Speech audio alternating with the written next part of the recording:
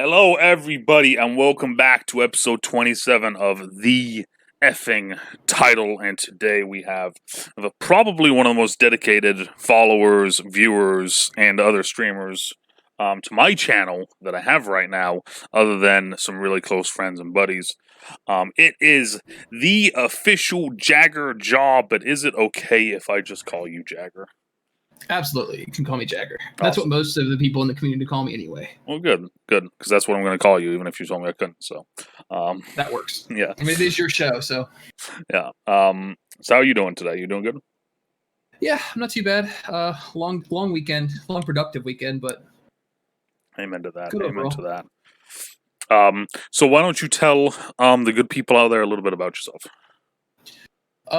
Well, I'm a young adult streamer. I say young adult to try to keep myself sounding young. I'm approaching the dirty 30, but been streaming for on and off for like a year, but I just started getting dedicated to it about 3 months ago. Been playing video games since I was like 5. I've been playing ever since I found my parents' NES in a back drawer, and I said, "Hey, Dad, can I play with this?" He said, "I don't know what it is, but okay, go ahead." And it just started there, and I've been playing ever since. I work in construction, but I don't do like the down and dirty construction anymore, but we'll get to that, I'm assuming. Yeah, that's really about it. I'm a big movie fan, big video game fan, comic nerd. I'm married. I have my own house. I will say I recently, I think it was either on your, do you have an Instagram? I do. Okay, because I don't think I follow you on Instagram, because I tried tagging you and it didn't work. But I think I was either your Instagram or your Twitter. I actually I may have like social media stalked for a little bit. And I was like looking down, and I actually saw something that was really interesting to me personally, which is you have a House of Demir tattoo on your forearm. I do. Which I found hilarious, because the Demir set in Ravnica was one of my favorite sets.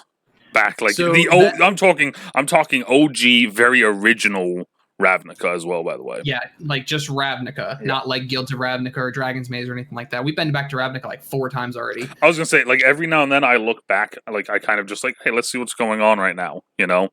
And one of the last times I did that, it was like, oh shit, like, you know, like there's Ravnica again, and that's like 3 months go by, and I look again, it's like, we're doing Ravnica again, like, all right, I guess, you know, like that's kind of cool. And so they eventually decided that their whole main storyline was going to surround around like Planeswalkers and the Gatewatch, and this whole big storyline they did with the Gatewatch versus Nicol Bolas ended on Ravnica. Oh, okay. A very well done story, but see, for me, I've always been well, of course, not a topic for tonight, but still, we're gonna bring it. I just brought it up, so I started playing Magic during Odyssey. I don't know if you remember that set or not. Dana, thank you for the host. I appreciate it. So Odyssey was like when I started, and I was like with Kamal, the Mirror Eye. There's so many different ones there, but I remember that, and actually one of the things that you probably bought fat packs before, right? Yep. So back in the day, and this is one of those things, like, you might know this, I'm just gonna, walk my way through it anyway for everybody. Back in the day, with fat packs, you used to get like a bunch of booster packs. You used to get like a special edition die, a little thing that showed you every single card in the set. But the cool thing to me was you got a book. And the book was explaining what was happening in the set. Yeah. And so still do that. And I love that, but the thing is, though, is that like now with fat packs, or at least the last few that I bought anyway, they didn't have those. Like, you had to like buy them separately, sort of thing. These just came with the fat pack. So so now what they do is they have authors that will say, like, if there's going to be a story to the block of stuff, because they downsized the block, because it used to be like they'd have 3 sets per block, but now it's like 1 or 2. Yeah, see, that's so they downsized everything to where they have the 2 sets per the block, and then someone will write the book if there's going to be a in-depth story, and they'll give like footnotes in the little fat pack booklets that shows you all the cards that's in the set, with like a checklist of like, if you want to collect them all, here's your book. Gives you the top cards in the set. It gives you all like the story points. Like with Ravnica, they went over like who were the new guild leaders every time they went back because it changed every time. See, I kind of I get why to do that, and I think it's probably to save money. But just having a literally every single fucking set, you get this thick ass fucking book that's just explaining the story, and it has nothing. It almost had nothing to do with the cards, really. It just the cards were a part of the set, and each one was that. But the reason why I brought that up was because I always thought it'd be kind of a cool idea to make a TV show out of it or a movie. Well, Netflix is doing an animated series of it. So I don't know when they're going to start or what they're doing, but I remember in the Odyssey book, the way that it starts is it kind of starts in it's a deserty area, and there's a giant barbarian walking through, and he's going to the Cabal, or he's going to the city. And as he's going up the ramp, there's this beast that's fallen down on the ramp, and they can't move it. So he takes his sword out and he slices its stomach. Walks around the other side and with one kick, shoots that thing down the entire fucking stairs, and then opens the doors to the city to go into the to go find out where he can go into the gladiatorial fights, that sort of thing. And I remember reading that when I was 12, 13, something like that. And I remember reading that and going that would be fucking cool to see in a movie. Yeah, just it's that, just that alone, See, so when I got into Magic was in the Innistrad block, back when they were still doing 3 blocks. That's when I started getting heavily into it. I went to college at Frostburg in Western Maryland, and my buddy Kevin was like, "Why are you still playing Yu-Gi-Oh? That game is for high school children. You should play a man's game and Yu-Gi-Oh! play MTG." Yeah, I had a group of friends that still played Yu-Gi-Oh, so I dug up all my old cards from my parents' house, and I brought him back with me after our break. And then he was like, "You should play Magic." I'm like, "I have no idea what that is, but it sounds really complicated." He's like, "Yeah, there's 50,000 cards in existence." I'm like, "That's too much. I don't want to do that." And he's like, "Here, I bought you this." I forgot when it was. There was something that I read online at one point that was talking about making a system so you could play against an AI. That sort of thing. And they said that in order to do that and to put it at the highest level, it would almost be physically impossible because of how many variables there are in the game of Magic. That basically you would destroy the computer before you could actually do it. And I was like, that's fucking ridiculous. That's why in their online game the bot is the bot's only a training bot and only goes to intermediate. So it's basically you could play as a brand new player. You could go in there with the starter deck, play the intermediate bot, and fare pretty well and not get your ass handed to you. Yeah. But they can't make the bot harder than that because there's so many variations in the cards, even in just standard rotation, because they're trying to limit how many cards are in standard rotation, but it's still upwards of 3,000 cards. Yeah, see, that's ridiculous. And it's one of those things. When I used to play in high school, because that was the big time when I played was when I was in high school. I didn't know about standard, modern, all these different set ideas. I didn't know about that. I just fucking played the game. That was my thing. I just played the game. It wasn't until so it wasn't until after college, and then when I came back to the game during when did I come back? It was during the Dragon set. Oh, Khans of Tarkir? Yeah. When I came back from Tarkir, and I was like, this is fucking cool. And then then that's when I started figuring out what modern, standard, and all that was, because one of my other friends, he was doing tournaments and doing stuff like that. So I got into it. I entered a tournament. I came in second. I tied for second with 3 other people. It was kind of cool. And it was one of those things, the people that I was playing against had Japanese cards. They just knew what the text was, that sort of thing, so they could read the card to you as they were playing it. And I'm just kind of sitting there cool. I'm an ex collegiate football player, and I made this deck because it's kind of cool, and it has a dragon in it because I like dragon. Here, Yeah, some people take the game way too seriously. When I first started, it was just us playing cards that we thought were neat. And then when I came back home from college, I found a group of friends that played this mode called Commander, where it was you had your one general, 99 cards, none of them could repeat in title. It was all singleton format, and I've been playing that ever since. The decks are so much fun. It's so much fun, though. My buddy plays Commander, and he really likes it. I can't do it. I like having more than one of each card. I can't do. The only way I'll do it is that there's a rat deck, right? Where it's you can have as many rats as you want in your deck. Yeah, good luck funding that. I Because don't care. I'd do it. That's the only way that I would fucking do it. I would either do that or I'd make a Merfolk deck with nothing but counter spells. Every counter spell in the game. Done. Ugh. Like, fuck you, like that sort of thing. But, Toxic. 100%. 100%. I mean, it's like I've said before, like, I have... You never want to see that deck into existence. Like, the decks that I have, because, of course, I still have decks back here. I just rarely play them or talk about them. I have a black and red dash deck. I have a green, white, and black Outlast deck. That's the one that I came in second with. I have an all-black mercenary deck from all the way back from, like, one of the OG sets.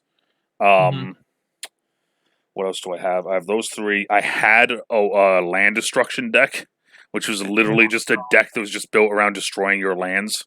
It was, because it was just, the funniest thing was that, like, by turn 4, I can, like, I think it was turn 3. By turn 3, I can start destroying your lands. Gross. Yeah, and it would get to the point where, like, you put down a land, I destroy it. The only thing worse than that, my buddy Wes has a deck. It's a commander deck, by the way. By turn 5, you want to basically flip the entire table, because his commander basically says anytime somebody taps a land for mana, it deals 1 damage to them.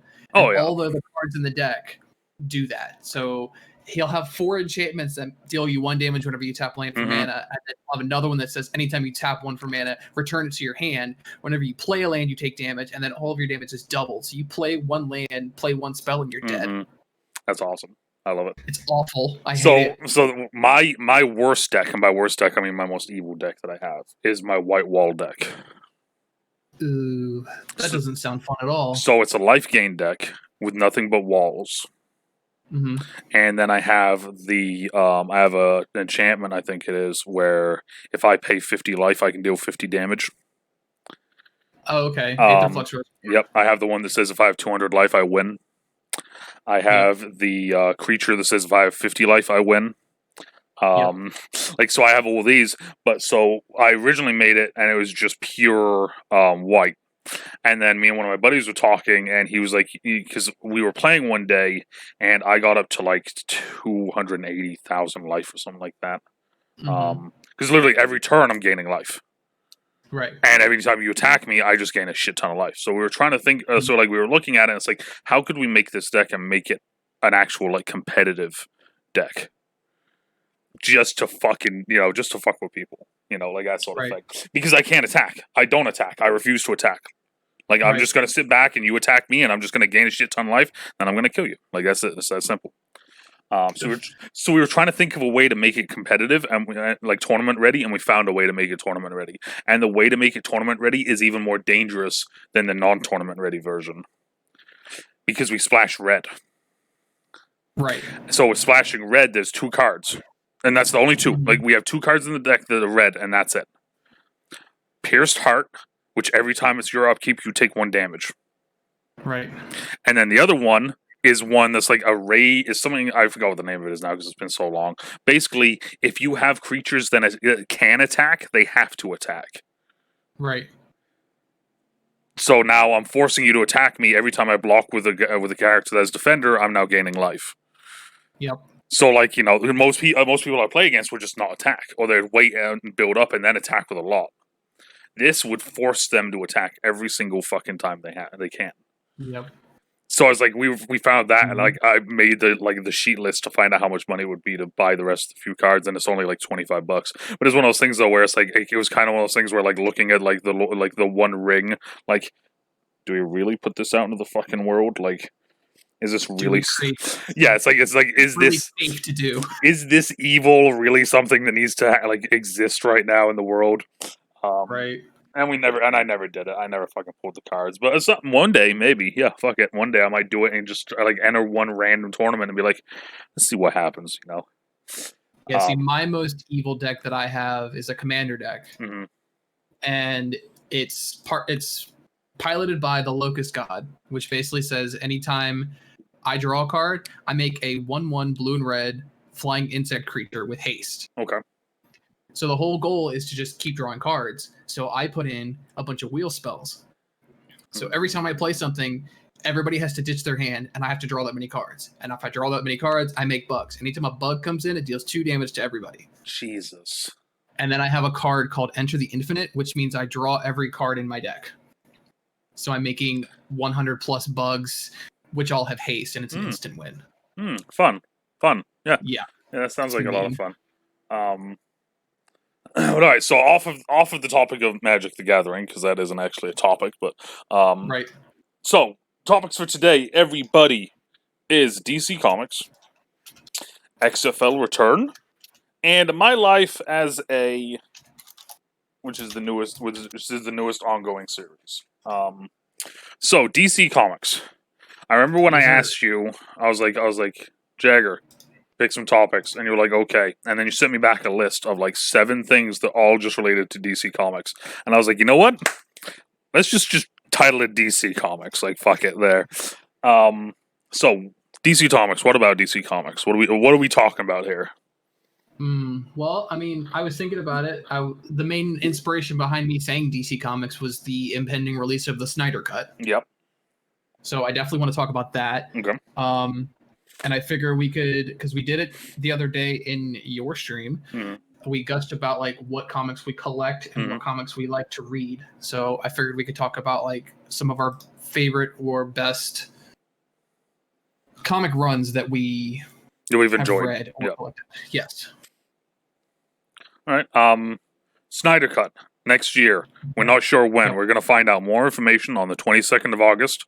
As of right now, I've only sent one of it. I've sent DC Comics a DM on Twitter. I'm going to send them an. I got to find out which email to send it to. Excuse me, sir.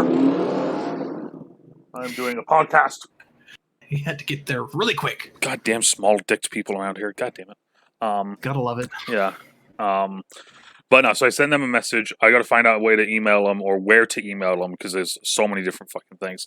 I want to see if it's okay, and I assume it is after reading something. I assume it's okay. I want to stream it on here on Twitch the full 24 hours. Oh, the DC fandom? The DC fandom. I want to fucking stream the entire thing fucking live. Yeah, that would be cool. For the entire 24 hours, though. Like, I'll do a 24-hour stream for it. Wow. That's what I'm saying. Like, that's what I'm saying. It's like, that's why I want to see, because it's like, that's, you know, it's like, I'm not saying, like, hey, like, I want to do it for this panel or this segment or this segment. Oh, no. For the entire fucking 24 hours, I will be on the DC fandom website just fucking around looking at all the different stuff. Yeah. I mean, that'd be cool. That'd definitely be really cool, because then you could, like, you'd have all the information that you need for anything. Right? I mean, and John supports this because he is a sadist and wants to see me die on a 24-hour stream again. 24-hour streams are hard. I'm not looking forward to doing them. Yeah, no, I did one back in at the beginning of the year, and it was tough. The bad thing was that I did 8 hours, right? Mm-hmm. And then my internet went out. Oof. So I got back on, and I had like 7 to 8 people at the time when I got back on, because I was like, I got into my chat and I was just on my phone. I was like, just stay here. I was like, I'll be back in a second. My internet went out. Got back on. I was like, look, I'll come back. I'll stay until like 12:30, 1 o'clock in the morning to make up for the like half hour that we missed because my internet went out. Like, my bad. Like, right. So technically it was a 24-hour stream, but technically it wasn't. It was one of those things. Right, I gotcha. But yeah, no. So like, I just thought it'd be kind of cool. One, to bring in and some DC fans to the channel. 2, I just love DC, so I'd love to be just looking at all this shit. I'm gonna be looking at it fucking anyway. Right. So why not, do it on stream? But so we should be finding out more about the Snyder Cut at DC Fandom. We're supposedly getting a trailer. And our new Lord and Master Darkseid, Ray Porter, is the voice actor who is Darkseid. He recently put out a thing saying a 30-second clip and a grainy, low-res image is better than the entire movie that you were given. I mean, I believe it. So they recently just released, or Zack Snyder recently just released, a grainy image of what Steppenwolf looks like. in his version of the movie. Yeah, I saw a bunch of leaks about like what was different in Snyder's movie, and the entire concept of Steppenwolf was different. Like he didn't have the big headdress and all that stuff. Like he actually looked like a badass, like an actual villain. Let me do this. Let me see if I can find it here. And I believe, if I'm not mistaken, I think now recently. So I sent you the link to the image of what he looks like, of what Steppenwolf now looks like on Twitter. I just sent you it. Okay, let me pull up my Twitter then. And there's two things to see with this. Okay, let's see. I was going to see if I could just open it up. Oh, that's really small. Let's make it small. Up. So real quick, I'll just. Well, when you see it, let me know. Oof! Yeah, he looks so much better. So I'm gonna quickly just go here. Okay, so this is the new image right here, everybody. This is the new image that Zack Snyder's released of Steppenwolf. So there's two things. There's two things to mainly see in this picture, okay? The first thing is that it looks so much better than the Steppenwolf that we were given by Joss Whedon, right? It has its own fucking feel. It has its own thing. It doesn't look human at all, really, other than, like, anatomically, like, you know, it's got like two arms. Yeah, it's got like two arms. You can see the body. It's got like a head. Like other than that, it's not like the one that we were given where it looks like it was, you know, very human based. This one looks. He doesn't look like some pale nerd in a suit of armor. Exactly. He looks like an actual alien, like he's supposed to. Yeah. And, you know, so that looks fucking awesome. The other thing to notice, and I didn't realize this until afterwards when like I was looking through and doing a lot of research. If you look in the top left corner of the picture, it says 1013705. So now that is of huge importance because that means that this version of Steppenwolf that I'm showing everyone right now and Jagger is seeing right now doesn't come on the screen until an hour into the movie. Which is important. Which is super important because in the original cut of Justice League, Steppenwolf comes into the movie in 20 minutes. Yep. So that's basically the opening sequence. So that's a whole 40 minutes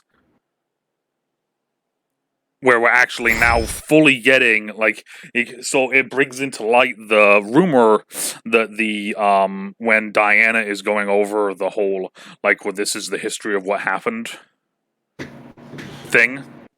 Yeah. There was a rumor at one point that was actually that was the beginning of the movie, and the movie actually started with the history of the war. And of course, they changed it. So they changed it, like Joss Whedon and everyone changed it. So it was Steppenwolf invading and not Darkseid invading. Right. So and the rumors back in the day was that it was actually a 20-minute sequence. Mm-hmm. Like a history, 20 minutes. This is how the whole thing started. And there's also in that fight sequence, or in that sequence there, we actually see I think it's Uxas is the way to say it, which is Darkseid's name when he was a child or younger, was Uxas, I want to say. It's Uxas. It's his original, his native tongue. It's his birth name. Yeah. So there's a sequence in there where he actually fights Ares. Oh, that'd be so good. Well, that's what I'm saying. Is Ares on screen would be amazing. It's just we saw a little bit of Zeus and Ares fighting Steppenwolf, whereas Zeus I think shocks him, and then Ares comes over and hits him with his axe, and Steppenwolf just looks at him you know. But there was no depth there. Exactly. There was no telling those are the gods. They're like, oh yeah, the gods helped us fight them, and there you get a brief glimpse of Zeus and the one thing of Ares. But Ares is such a huge part of the Wonder Woman story, and that's the thing that I think that it's because it's one of those things where it's just releasing the image just on the face soul of it. It's that's fucking awesome because it's it just shows that yes, that's how it was supposed to look. You know, well, that's awesome. One thing I noticed about it is if you look in the background, it looks like that's the scene where he beams into Themyscira. Exactly. So that's what I'm saying. So in the original version of Justice League or the Justice League, when he booms into Themyscira, it's 20 minutes into the movie. Yeah. In this cut, in the top left-hand corner, it's an hour and 1 minute into the movie. I think that gives him time to do like what the rumors were saying, because the rumors were saying that the movie was a lot longer for one. It's supposed to And be for 3.5 to 4 hours. Yes, Something which like he that. can do because he doesn't have to abide by theater rules anymore, which is Mhm. great. And then they also said that they were going to give more exposition to the main members of the Justice League. Yep. Beforehand, and then the whole history of the actual war. Yeah, and so that's the thing, is that like, so the war in the version we got given is like Diana and Bruce walking by a lake or whatever, and in that scene, Diana's seen wearing a like scarf. So in a lot of the scenes, if you see Diana wearing a scarf or something around her neck, do you know why that happened? Mm-mm. Because that wasn't Diana. That's her body double. Because like Gal Gadot and Joss Whedon like had like on set fucking like arguments, and like she just didn't want to, like she was like, no, I'm not doing that, and like different stuff like that. So they said, fuck it, we'll just have your body double do it. We put a thing around their neck, and then we just put your face, your like head on it afterwards, like on the person afterwards. And there's been a ton more recently of a ton more people coming out saying that like shit like that was happening. So yeah, it's crazy, but like, so like I'm intrigued because like so far, we, like I said, we've gotten that grainy image I just showed at what was the DC event that just happened? JusticeCon just happened, where Zach released the original version of Superman coming in to meet Alfred, and he's wearing his black suit. Well, did you see they also released? It's fan made, but it's basically sanctioned by Zack Snyder about the new Snyder Cut poster. Mm-hmm. Did you see that? Yeah. Okay. Yeah. So that Looks one, so so that was actually, you ready for this? That was actually a competition that Zach did. Yeah. So Zach on his Vero was like, "Look, we're like, this is happening. The Snyder Cut's happening. Blah blah blah. I'm gonna pick one of your guys' like images, and that's an image that we're gonna like throw around every now and then. You know, you guys all make your poster basically and send it to us. And the one that won was that. I'm assuming it's the one that you've seen. It looks fucking great. Yeah. The one that has it's Darkseid in the back looking over his shoulder with the entire Justice League in front of him. The actual Justice League with Hal Jordan and the Martian Manhunter and everything. And that's the other, I mean, like, that's the other big thing, right? We're supposed to get Hal Jordan. We're supposed to get Martian Manhunter in it. Even though it's a sneak peek, we're supposed to get Kilowog and God, I can't remember the fucking name of the other one now.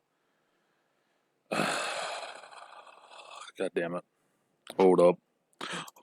Wait a minute.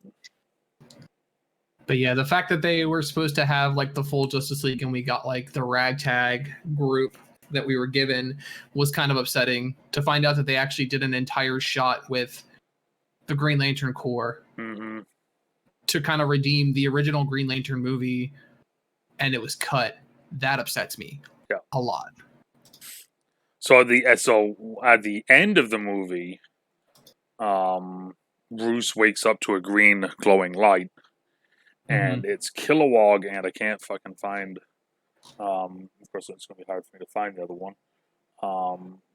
But there's another guy. Actually, you know what? I actually bought a fucking to Amazon. I bought a fucking statue of the guy. It's Kilowog and oh god, I have 19 Green Lantern things. Jesus. This might take a little bit longer than I thought. God damn it. Oh, right there. Someone likes the Green Tomar Ray. Oh, okay. It's Tomar Ray and Kilowog basically showing up saying, like, you know, you have great hope in you, because it's like it's at the end of the movie now, right? Like, you have great hope, da-da-da-da-da. We want you to be a member of the Lantern Corps, of the Green Lantern Corps. And that's to Bruce that they're saying that, apparently. That's a rumor. That ending scene was also supposed to help kick off the original The Batman movie. Yep. With Ben Affleck, but he decided to not do it because of how back and forth they were pulling him. Well, so what I think it was I think it was more of the fact of Joss Whedon coming in and all the on-set rumors that have happened, how much he fucked with the Justice League movie, the fact that Ben saw that and he saw how at that point the company was basically backing this whole like bullshit push. Yeah. And he just kind of I think he lost faith in himself because of all the shit that was happening. He lost kind of faith in the idea of doing it, and he was like, "No, fuck it, I'm not doing this anymore." I'm going to say this. I'll go on record and say this. I think that there will be another Batfleck movie. However, I think it's going to be one of two things. Either one, it's going to be a movie on HBO Max, or two, it's going to be a series on HBO Max. I'd be down with that. And it's going to be his original script, because I forgot who was. I think it might have been Chris Terrio. There's someone out there said they read the script, and it's one of the best Batman scripts he's ever read. Right. It's basically from all the things that were going around online, it was amazing from start to finish. So it's him in Arkham. Mm-hmm. And it's going to have the Arkham video game feel to it. And the big bad in it, the big bad, of course, because they were going to, this is how they were going to introduce the whole fact that it's been 20 years in Gotham. So, like, they were going to show the different characters and how it's been, but Joker was supposed to show up in it. And the big bad was supposed to be Deathstroke with Joe Manganiello. Right. I remember that. But now they just talked about how they were trying to get a director signed onto it, but they want to keep his contract for Deathstroke, and they want to give him a solo movie in like 5 or 6 years. Mm-hmm. So that whole thing was actually after Justice League. That whole rumor was about Manganiello being Deathstroke, because that's why they did the after credit sequence. Yeah. Well, that was also because they were going to set up the Injustice League, because in one of the other rumors that's come up is saying that in the future Nightmare sequence, Ben, Batfleck, Flash, and Cyborg are working together with Lex Luthor, Deathstroke, and I forgot who the other one was, but they were working basically together against Darkseid and evil Superman.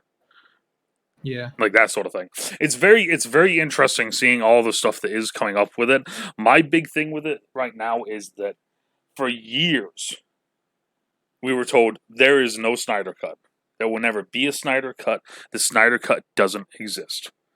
That was from the studio, though, and that was the studio trying to keep it quiet, and the fans were just like, no. Well, that's the thing. It's like it was the studio, it was the fucking, the critics, it was the so-called journalists, it was all these people that know all the stuff and know all the people to talk to and this and that, and we're now fucking getting it. And on top of that, we're also getting an Ayer cut of Suicide Squad.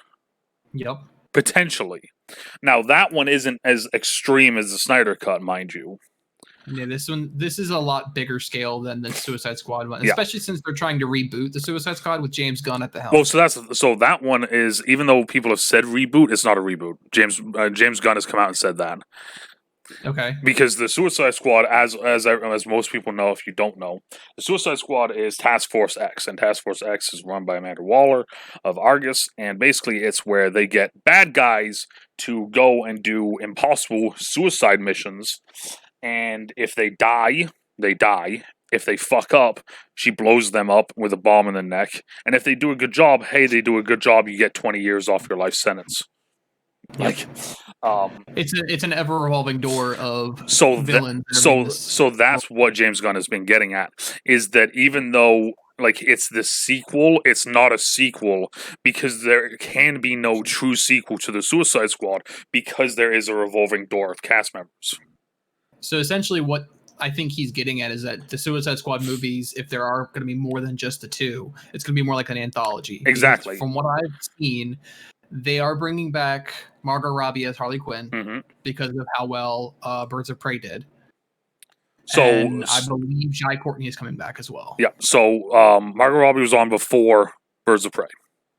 Okay. So she was going to be on before that, right? Because she is the second female face of the DC universe, or the DC franchise, basically. So she was always going to be on no matter what. Will Smith was supposed to be on, but there was conflicts with shooting. I think he was shooting. He was either shooting or doing the press tour for Aladdin, I want to say. Oh, okay. Yeah, that makes sense. So that immediately fell through. So one of the things they were going to do is they were like, okay, fuck it, we'll just recast him with Idris Elba. And then they were like, and then after like a lot of backlash kind of from fans and the studio basically at this point starting to change, they were like, okay, Idris Elba is going to be his own character. Yeah, they're going to give him a different character entirely. Exactly. And the rumors are Vigilante and Bronze Tiger. I want to see Bronze Tiger. I think you'd do a great job with Bronze Tiger. I agree. I think Bronze Tiger would be a good pick for him. Oh, and I also think the Bronze Tiger, my thing is like, I think all villains should get a good portrayal. And by that, I mean, like, it's a villain. They're a bad guy. They need to be a threat, right? Even though we have Egghead, we have Polka Dot Man, we have Calendar Man, right? You can make these characters fucking terrifying. The Telltale games did it with the Riddler. If you think about the character of the Riddler, right? He's a bad guy who robs places, does these things, and then he leaves riddles for you. Ooh. Yeah. The Riddler in the Telltale games was like a fucking jigsaw. Like, Saw-type Riddler. Mm-hmm. It was terrifying. Like, me playing the game, I was like, this is fucked up. Like, he's, like, killing people if you get the riddle wrong. Like, goddamn, you know?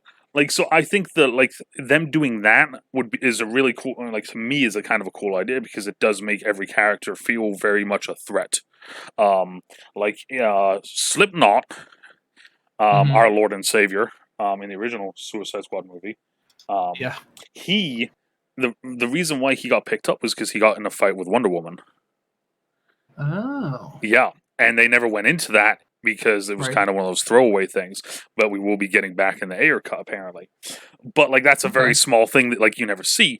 But if you think about that now, it's like, okay, so you got Captain Boomerang, who's a Flash villain. You now have Slipknot, who apparently was going toe-to-toe with Wonder Woman. Mm-hmm. Like, it's giving a character where Slipknot's main ability for everybody, guys, is that he can make knots. I mean, like, have you seen the released version of like who's in the movie this time in the new Suicide Squad? So yes, but the interesting thing is we know nothing. So we have a few. Yeah, we have a few. I know of at least two that are new. Like we have David Dastmalchian that's playing Polka Dot Man. Yep, love it. And Daniela Melchior is Ratcatcher. Yes, and I love that too. It's one of the most obscure Batman villains I've seen. Mm-hmm. That they just picked out of nowhere. Well, and it's one of those things that I like because, of course, I think if you look at the cast and the size of the cast, right? You look at the cast of the original Suicide Squad, and it was kind of big. You look at the cast of the new Suicide Squad, and it's fucking huge. So my thinking, I'm looking at it now. My thinking is there's going to be a lot of blown up heads in that fucking movie. Yep. You know, and that, I mean, that's fine because that's the fucking Suicide Squad. That's what it's, you know. So far from what I'm seeing on the cast list, we've got Margot Robbie, Idris Elba, Viola Davis, Michael Rooker, Joel Kinnaman, John Cena, Jai Courtney, Nathan Fillion, David Dastmalchian, Taika Waititi, Alice Braga, Sean Gunn, Storm Reed, Pete Davidson, Flula Borg, Peter Capaldi, Joaquin Cosio, Mei Lang Ning, Juan Diego Botto, Steve Aggie. The list goes on and on. Like a bunch of people I've never heard of, some big names. Like how they got Peter Capaldi in on this, I'll never know. Yeah, I mean, like I said, like it's very impressive. You know, but to me though, I'm seeing a lot of names, and it's a genre that's around blowing up the characters, basically, if they fuck up. So that's my assumption, is that, like, don't expect a lot of these characters to fucking live long. But, and it's one of those things that it's the thing that I think that a lot of people overlook as well with this, right? Because if you look at Marvel, for instance, real quick, right? Marvel started from the ground up, right? The very first one was Iron Man. Then it was Thor. Then it was Captain America. And then they set their timeline up. They have their full timeline, right? With DC, they went, okay, it's Man of Steel. And then we get Batman versus Superman. But that one fucking line, and it's one of the reasons why I think that movie is so underrated and people always judge it harshly. Because it is very much a thinking movie. There's one line in the movie, and I always go back to it every time. And it's, where has 20 years in Gotham, Alfred? Batman says that at one point, 20 years in Gotham. So at this point, what we now know is that between the span of Man of Steel and Batman vs Superman is what, maybe a year, 2, like let's say 2 years. Yeah. Right, 2 years, for instance. I'm assuming it's probably a year, but let's just say 2 for the fuck of it. That means that there's an 18-year gap. Okay, an 18-year gap after or before Man of Steel, where these characters have existed that we haven't even started to touch. So Suicide Squad is happening in the current form. So all these characters that are there, most of them have been around for 20 plus fucking years. Well, that's the thing. That's another thing that Birds of Prey kind of did an exposition on, where they go into like the history of Harley Quinn and the Joker, and it shows like all the different outfit changes she's been through. It goes through like the different eras of how she was with him, not with him, and it goes through like they've been through this history before. Yeah. There's a whole timeline they haven't touched. They've kind of like scratched the surface at, but I think the only one that's actually going back in time is Wonder Woman. Yes. Which we're supposed to get a little more exposition with the timeline in Wonder Woman 1984, which is supposed to come out in like 5 days.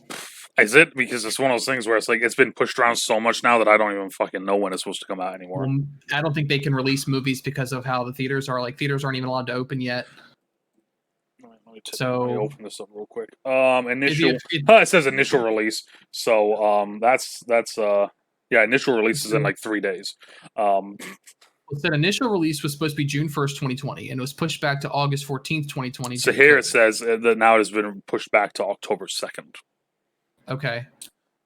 Either way, this movie looks fucking incredible. Wonder Woman 84 really does. I love the concept of it and everything. And like I said, DC fandom being at the end of the month, we're definitely going to be getting more fucking news on this movie. I wouldn't be surprised. I honestly wouldn't be surprised because it's one of those things where right now we had Comic-Con at home. Mm-hmm. The first digital Comic-Con, and it fucking failed.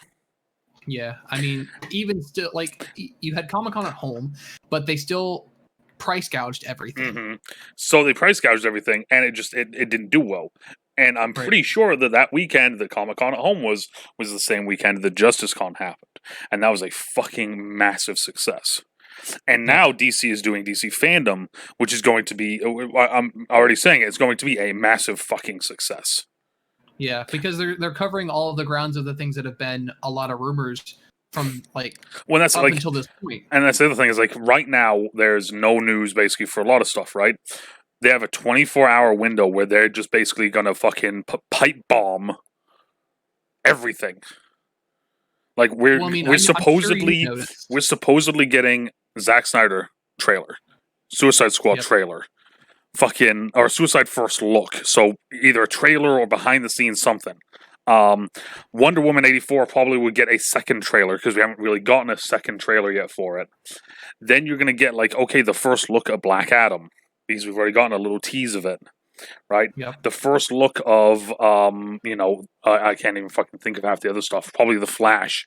Probably Robert Pattinson's The Batman. Yep, there's that one. We're supposed to get an actual trailer for that, from what I understand. But not only the movies, they're starting to put little teasers of the games that are coming out. Exactly. Like Rocksteady's Suicide Squad versus the Justice League. Yeah, so there's going to be that. There's a rumor that Injustice 3 is coming. There's Gotham Knights. Yep.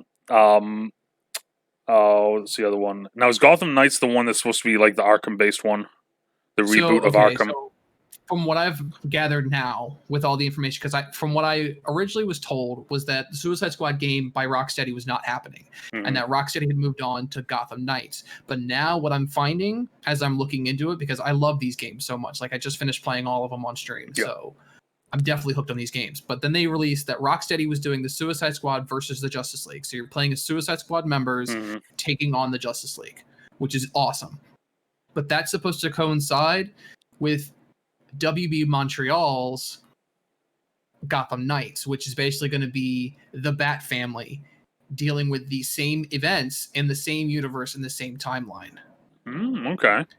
But it's not going to be Batman. We're not going to have a Damian Wayne Batman. It's going to be you're going to get Tim Drake as Robin. Because the rumor was that they were that was the future of the Batman games. They were going to do a Damian Wayne Batman game. Originally it was, but then they scrapped it and they decided they could, because they set with all the Easter eggs that they put into the Arkham games, Rocksteady and WB Montreal, respectively, have the ability to create this game universe. Because, granted, the main 3 Arkham games, Arkham Asylum, City, and Night, by Rocksteady, were great. Arkham Origins didn't receive as much love from WB Montreal, but it was still fantastic. So I think together with that same engine, they're trying to create this universe where I think it's already acknowledged that the Justice League exists. Like Coast City is there, Metropolis is there, so Superman and the Green Lantern and all them. They all I think exist. I was gonna say also, isn't there like a bunch of things like on some of the posters it says like Emerald City, and Brightest Day on it or something, like they have really sneaky little teases. They have a Ferris aircraft poster. They have Queen Consolidated is on all the shipping containers. Visit Metropolis for vacation. My thinking as well is that they were gonna do a Damian Wayne game and just do a Damian Wayne game, right? Because Damian's kind of hot in the comics, and by hot I mean like he's trending, he's popular, not like he's hot. You fucking weirdos.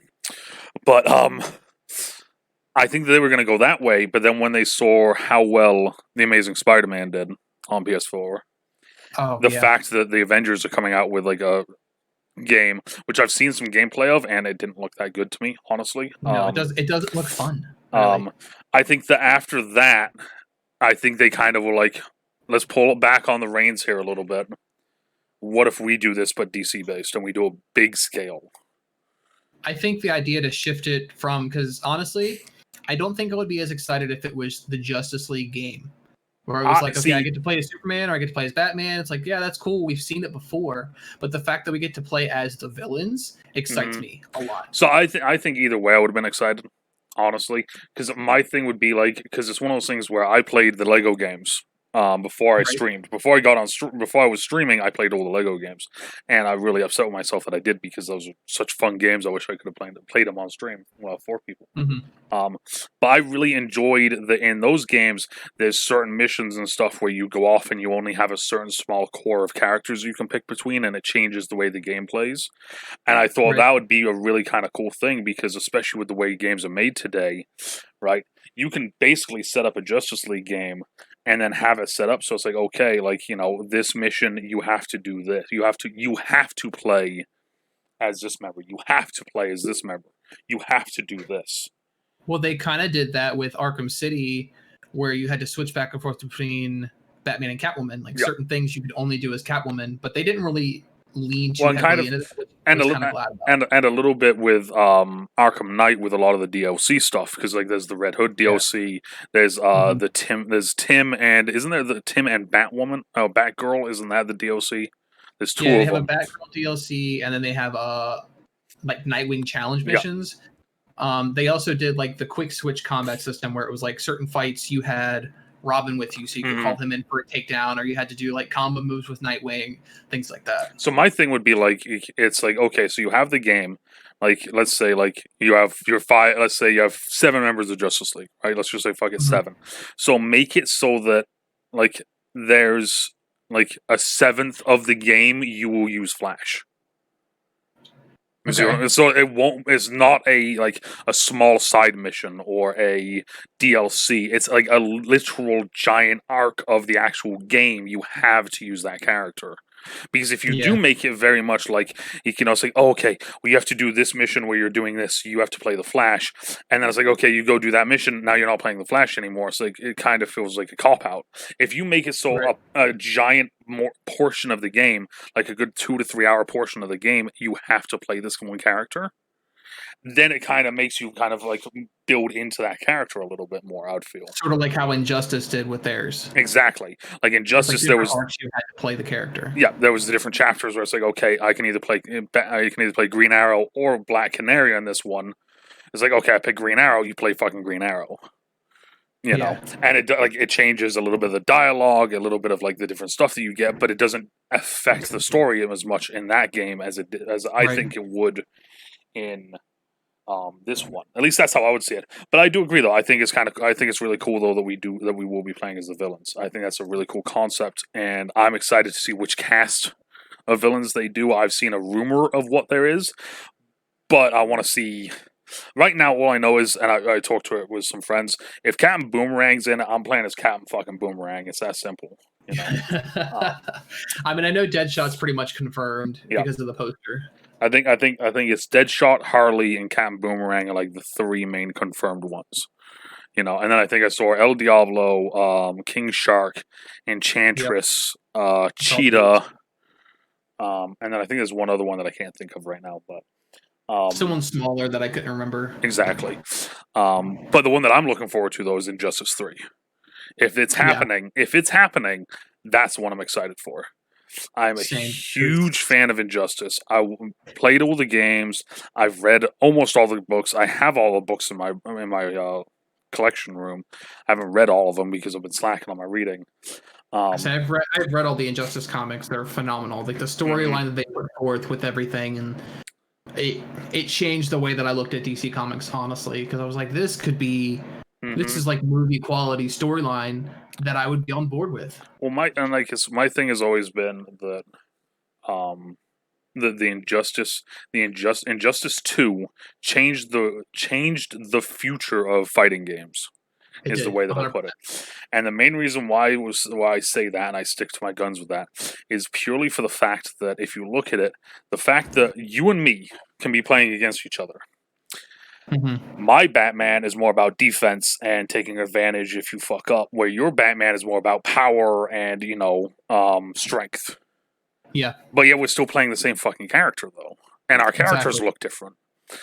That was the coolest thing to me. And then not only just seeing it in Injustice, but then seeing them do it in the new Mortal Kombat game, because of course it's all owned by NetherRealms, but seeing that happen in the next Mortal Kombat game, that's when it clicked in my head that they just changed the future of fighting games. Is at that moment when it transferred over. The fact that Ed Boon was just like, hey, fighting games are cool, but what if we threw in RPG elements? Like the gear that you choose matters. Your cosmetics matter to like how you fight. Like it definitely did. It changed the face of fighting games, and it made people think like, okay, there are no games that do this. You have RPGs that like your gear matters for your character in your RPG, but it's not a thing in fighting games because people think it doesn't make it fair. But really, it basically opens up. It widens your character roster, because I mean, like you said, like we could both be playing Batman, but mine could be all about gadgets, and yours could be all about defense, blocking shots, and countering things. Yeah, that's now 2 Batmans. Exactly, and for instance, like we just put up Batman out of our asses down.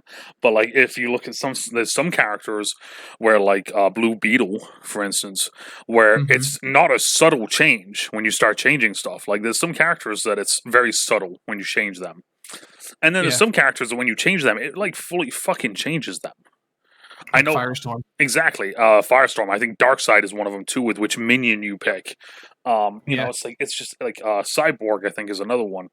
That was the thing that I was most impressed with, was just the fact of like fighting games have been like this way for this long a time, and then they were like, you know what if we fucking do this?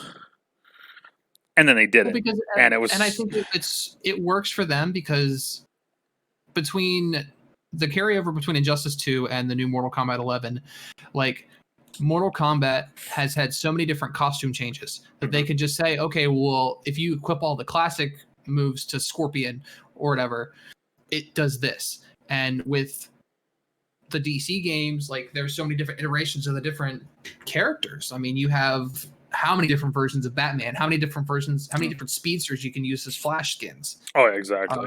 The Lantern Corps themselves, like I remember different one could have different. I don't know if I still have the files saved or not on my Xbox, but I actually my Green Arrow, my Green Lantern that I had, because that was the other thing, is that they made it so there was like 10 fucking save slots so you could have different versions. I had every single different version of Green Lantern.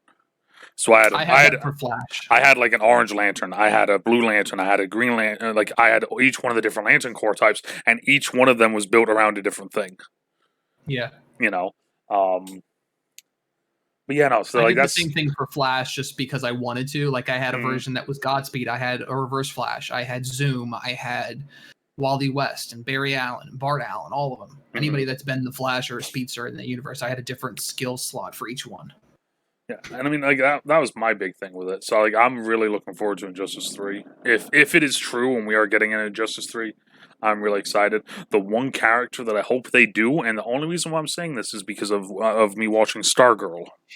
Okay, I want Sportsmaster.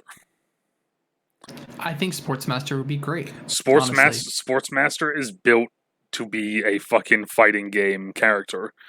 He really is, and they gave him a little bit of exposition when they did Young Justice. Mm-hmm. They did Young Justice. It got him some, much needed kind of like, hey, this is a character. And with Stargirl being a very big hit right now, like having him in there and it being like a live action version of the character. I mean, there's some really cool things, just like mild things, like as he's talking to like someone, and he's like as Sportsmaster having a baseball bat, twirling it around his hand, bouncing it off the ground behind him, and catching it in his other hand. Which, like, we've all seen people do that before, but then like watching that and being like, yeah, if there was a character that was built around being kind of a cocky, I'm the sports guy, like like, yeah, that's like there's like little mannerisms that guy would actually have. Like, I'm the perfect version of Casey Jones. Exactly. I would take Sportsmaster over Casey Jones every day, though.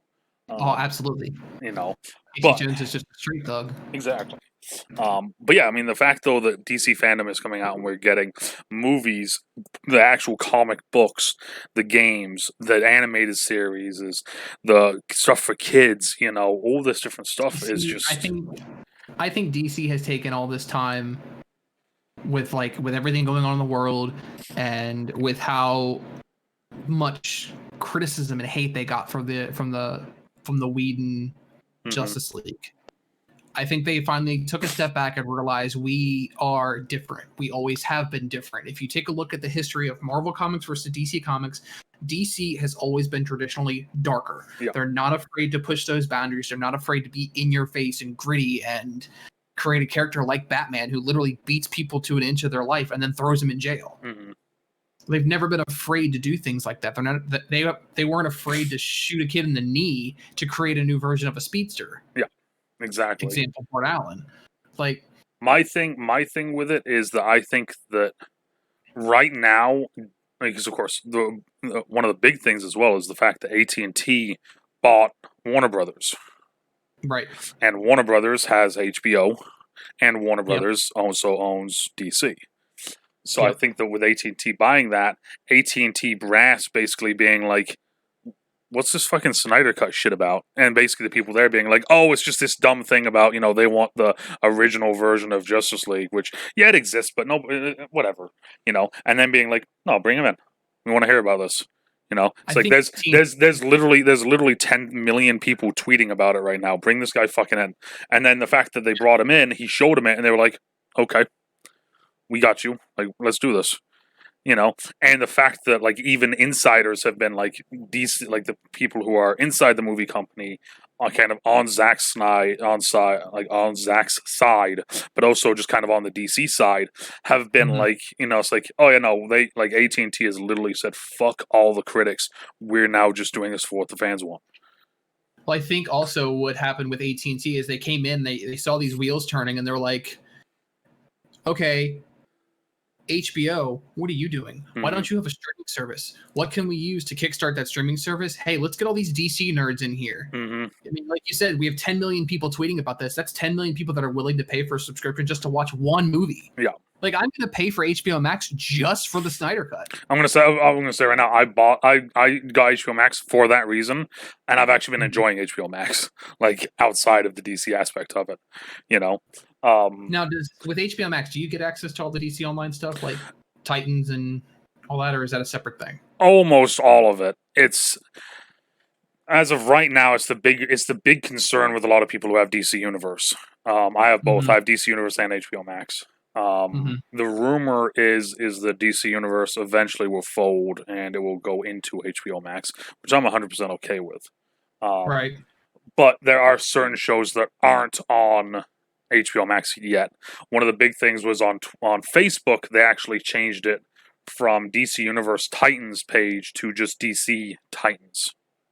Mm-hmm. They changed the name of it on Facebook, so a lot of fans were like, "Is this the end of DC Universe?" Because DC Universe is a great fucking site. Don't get me wrong, I love it. But the fact that like they stopped Swamp Thing halfway, right towards the end of the fucking show, and that's probably the best fucking live action show that entire thing is done, in my opinion. Titans is great. Doom Patrol is great. The one that I'm worried about, honestly, like 100% worried about, is Stargirl. You don't think it'll last? So my worry with it, I think Stargirl is one of the best shows that they've done. Has a lot of heart, has a lot of really good characters, and it's just it's a lot of characters that people don't know as well. So it's them being introduced to them for the first time, which is really kind of great. The problem is though, is it's going from DC Universe where they have money to spend, and it's going to the CW where they don't have that much money to spend. Now, I'm assuming that at some point it's going to go back to HBO Max. That's what I'm going to assume. I would hope so. I honestly think I wish they could just take all the CW, like the Arrowverse shows or whatever, and kind of grab hold of them and pull them to HBO Max. Now, don't get me wrong. I love the Arrowverse. I do too. I 100% do. Like, I followed Arrow from the start, and then I picked up Flash as soon as it started. Yeah. And I picked up all the shows that followed it. Like, I watched Constantine and got super invested and had my heart broken by NBC. I still watch Legends of Tomorrow reluctantly. It's kind of falling off for me now. Yeah. I started to watch Batwoman and was sorely disappointed. As a lot of us were. Right. So, I mean, I've followed the Arrowverse shows. I love them. Like, the crossovers are great. I still love The Flash. I'll still watch every episode until it ends. The thing, my biggest thing with the Arrowverse that I respect that they have done is they've stuck to their guns with what they wanted to do.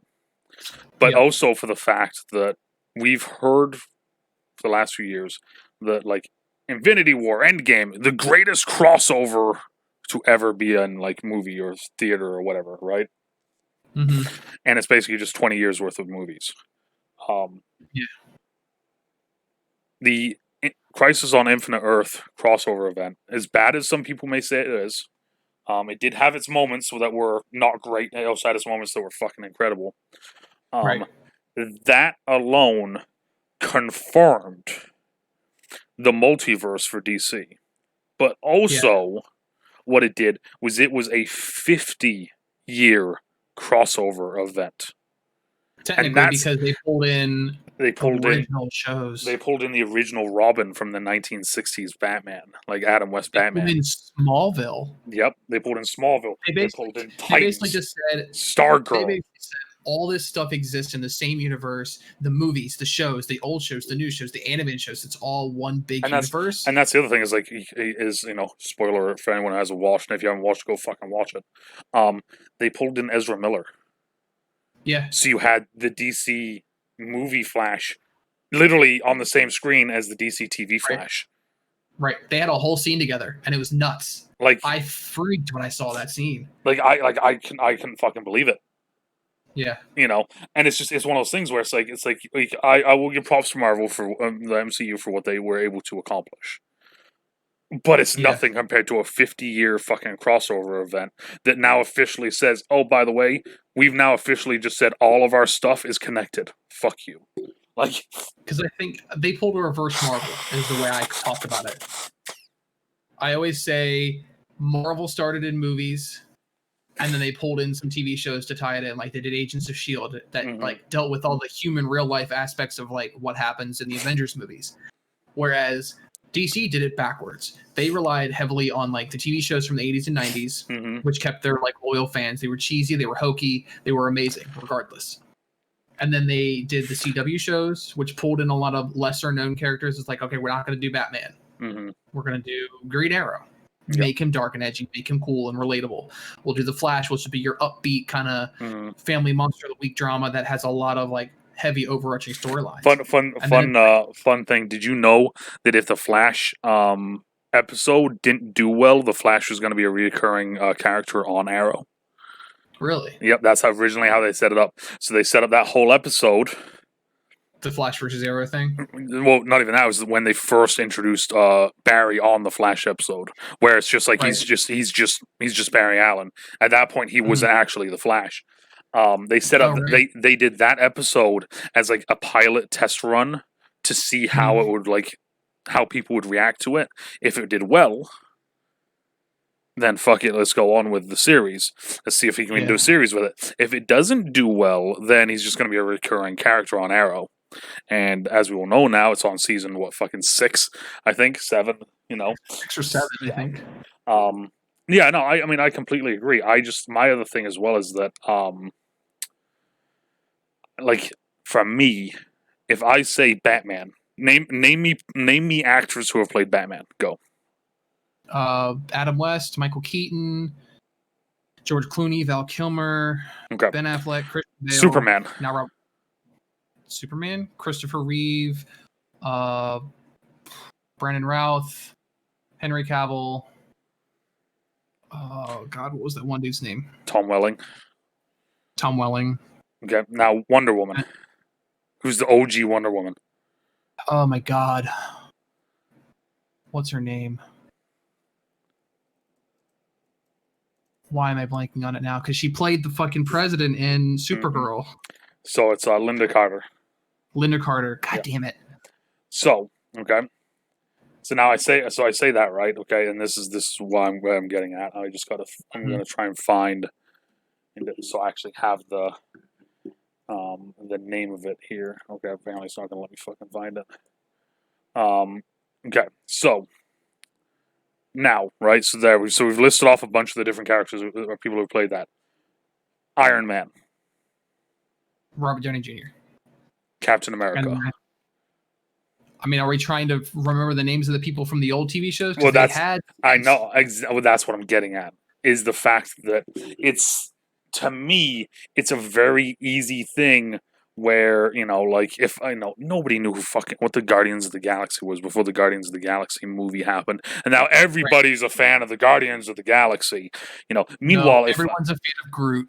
Yeah. Well, and then it's one of those things where it's like, if I say Batman, people can list off 10 fucking Batman. Yeah. DC is a legacy, and it always will be. So no matter who gets cast, there has always been a bigger name who's been cast before you that everybody loves. Right. And that's just how it is. And that's why when people online they start arguing who's better, Christian Bale or Ben Affleck. I'm like, they were two totally different Batman movies. Exactly.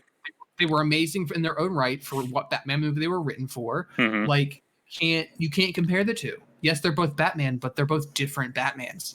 Exactly. And that's the thing, is that everybody has, and that's the thing with DC, that in my opinion puts DC over the top of Marvel, is that DC, everybody has that character that they say, this is my Batman. My dad did it to me recently. My dad was like, Michael Keaton is my Batman. And I was like, no, Dad. I was like, Batfleck is one of the best Batman we've had recently. And my dad just looked at me and goes, no, he isn't. Michael Keaton is. That's Batman. And my dad just straight up did it. My dad's not even a fucking comic nerd, but he's just nope, Keaton. That's Batman. My uncle does the same thing to me. He's a big Batman fan. My dad couldn't care less. My dad likes the comics. He's like, I don't care what they do in the movies. I think it's cool to see him on screen, but the comics you can't change. Exactly. And that's the thing, is that so there's a legacy there where no matter who gets cast, there is always going to be a oh well, I don't know about that. I can't wait to see how the internet fucking explodes when the next Wolverine gets cast. Oh my God, they're gonna lose it. They're gonna 100% lose it, because if they ever try to recast anybody from Marvel, the internet will lose it. Oh, I mean, it's gonna happen. Yeah, it's going to happen. And I'm very. It's the sadistic side of me. I'm very excited for it to happen. I am too. Because they have to, because with Marvel Studios and Disney now getting the rights to the X-Men and the Fantastic Four, all those characters have to be recast. Exactly. And Hugh Jackman already said he's not coming back to do another Wolverine run. Yep. Unless it's under very, very specific certain conditions, in conjunction with Ryan Reynolds. Yeah, and as of right now, Ryan Reynolds has said that he doesn't know anything about Deadpool 3. Yeah. Even though the studio apparently has major fucking things for it.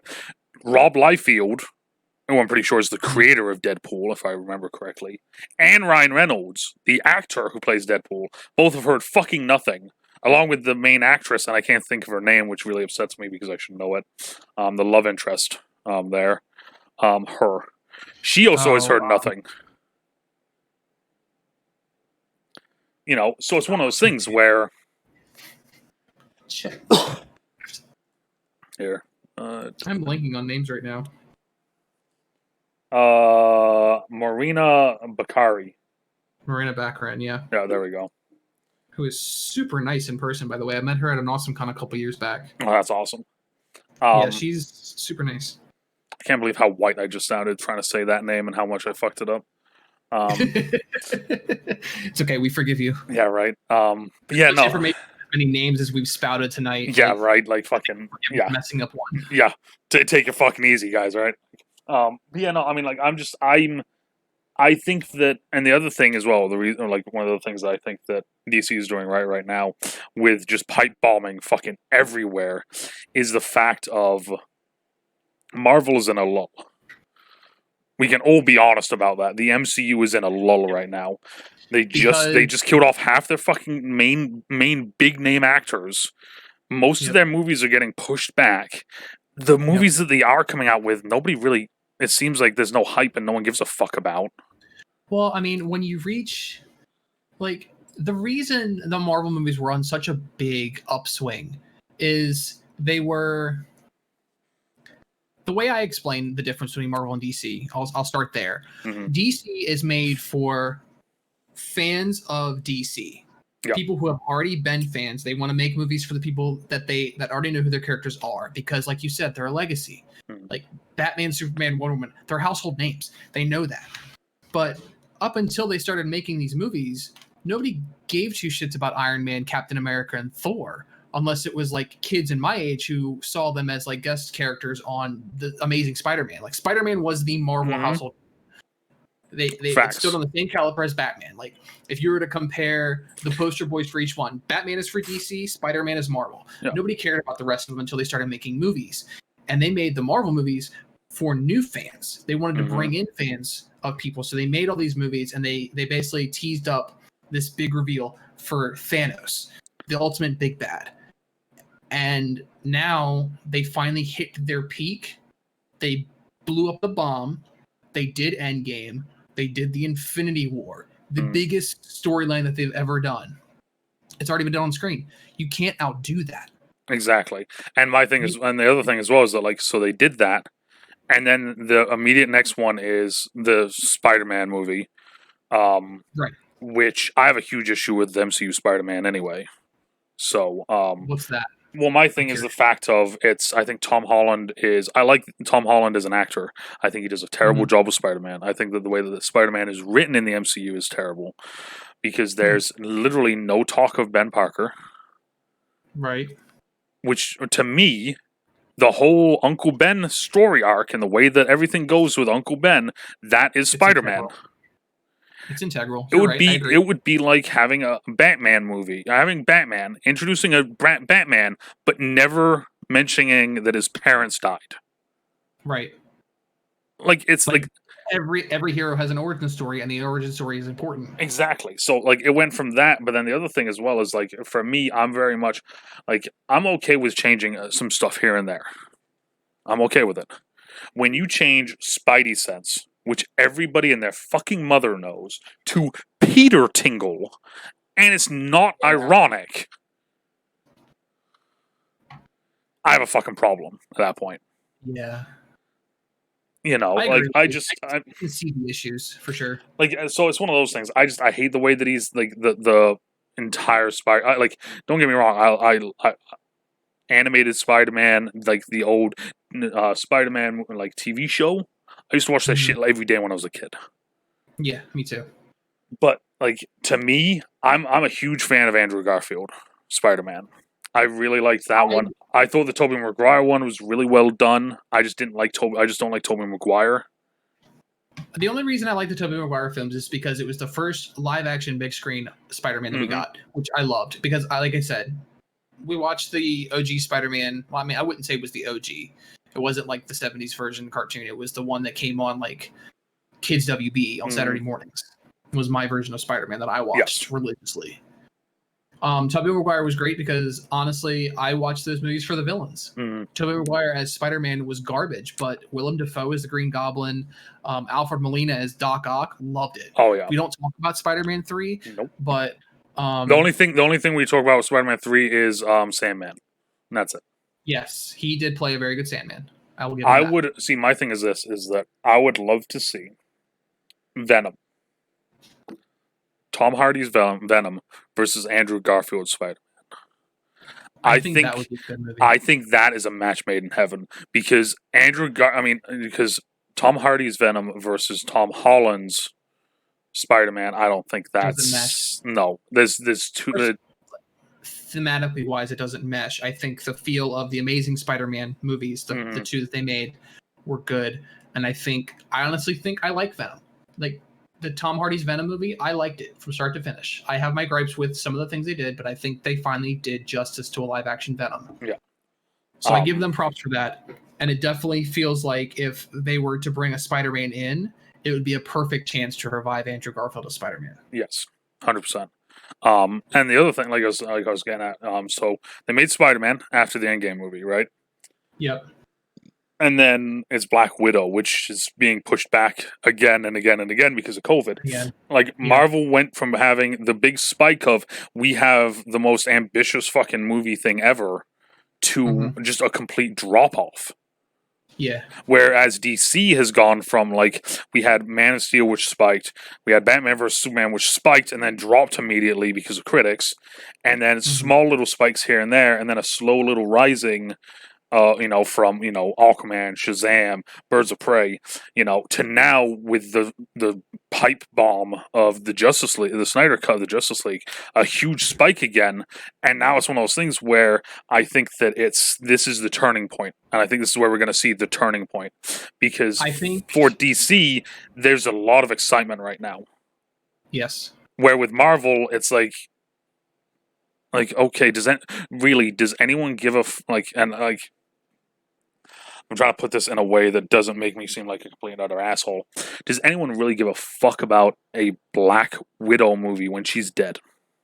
No, it's ill-timed. If they'd have done it before Endgame, it would make a whole lot more sense. But now it's like Marvel's trying to pull out whatever B-roll they have left over from their gas. Like, the only things that I'm looking forward to in the upcoming Marvel lineup, I'm looking forward to Doctor Strange 2 because it's supposed to be an actual horror film because he's going not anymore. Not anymore. They changed that? Yep. Okay. They came out. My mind. Fuck Marvel. They came out and said that, and then recently, by recently I mean like within the past year, Kevin Feige announced that it will not be a horror movie. Like it will continue to be along the same MCU brand, but with a little bit of a horror aspect. Which means that it's going to have maybe a jump scare, that sort of thing. I doubt it. I think that jump scare is going to be so cheesy and hokey. It's going to be by Wang or somebody like that. It's not going to be good. No, the idea of it being Doctor Strange in the Multiverse of Madness and being a horror film was so exciting and so groundbreaking for me.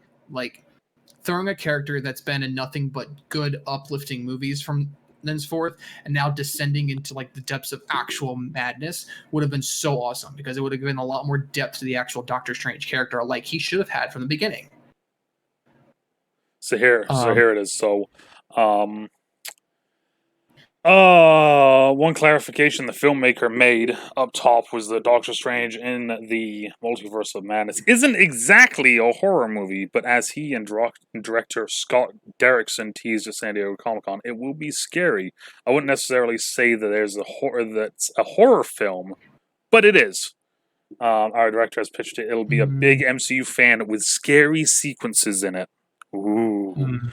Wow. So then they go on to explain this. The way I was as a kid in the 80s, Spielberg did an amazing job. I mean, there are horrifying sequences in Raiders that I, as a little kid, would cover my eyes. When their faces melted, or Temple of Doom, of course, or Gremlins, or Poltergeist. Those are movies that invented the PG-13 rating, by the way. It's fun to be scared in that way, and not horrific, torturous way. See the way that you just went. Like that explains it. It's very, very mild excitement now. Like when they said it was going to be scary, like outright scary, and they called it the multiverse of madness. Mm-hmm. It excited me, like visually excited me. Like I perked up and I was like, oh yes, please give me that. Give me some kind of a break from this monotonous DC or Marvel whatever that they're doing. They're pumping up the same shit every time, and it's starting to get old. I mean, Endgame gave us something different because it was emotional. It was groundbreaking. It was massive. It was a Oh, and the funny thing is that I said about Scott Derrickson, he stepped down. So wow. Okay. I wouldn't be surprised if he stepped down after they said, like, oh yeah, by the way, it's not going to be like a full on horror movie. I feel like the studio decided, hey, maybe we shouldn't, because we have a lot of young kids that are our fans, and if we scare them, we're never going to see them again. I'm like, okay. Now you can definitely tell that they're trying to be the family-friendly comic book. Oh yeah, I mean that's their whole sell point, is that every character is now funny. None of the characters can be super serious anymore. They all have to be comedic characters. They have to force jokes in all the time. You know, I got a package here from Mr. Stank. Like, fuck off. Like, just fuck off already. Like, they try too hard to make it family friendly, but I do like and I do respect the Russo brothers for sticking to their guns with Infinity War and Endgame and saying, look, if we're doing these movies, we have to do them right. We can't make them 100% family friendly the whole time. The shit's going to get real. The shit's going to get emotional. Shit has to hit the fan. People have to die on screen, visually, dramatically. So this is my thing. I agree, but I also wholeheartedly disagree, because before Infinity War came out, where they killed off half the fucking cast, right? Mm-hmm. They already announced sequels for half those characters, like publicly. They announced a sequel for Black Panther 2. They killed him. Announced a sequel for Spider-Man. They killed him.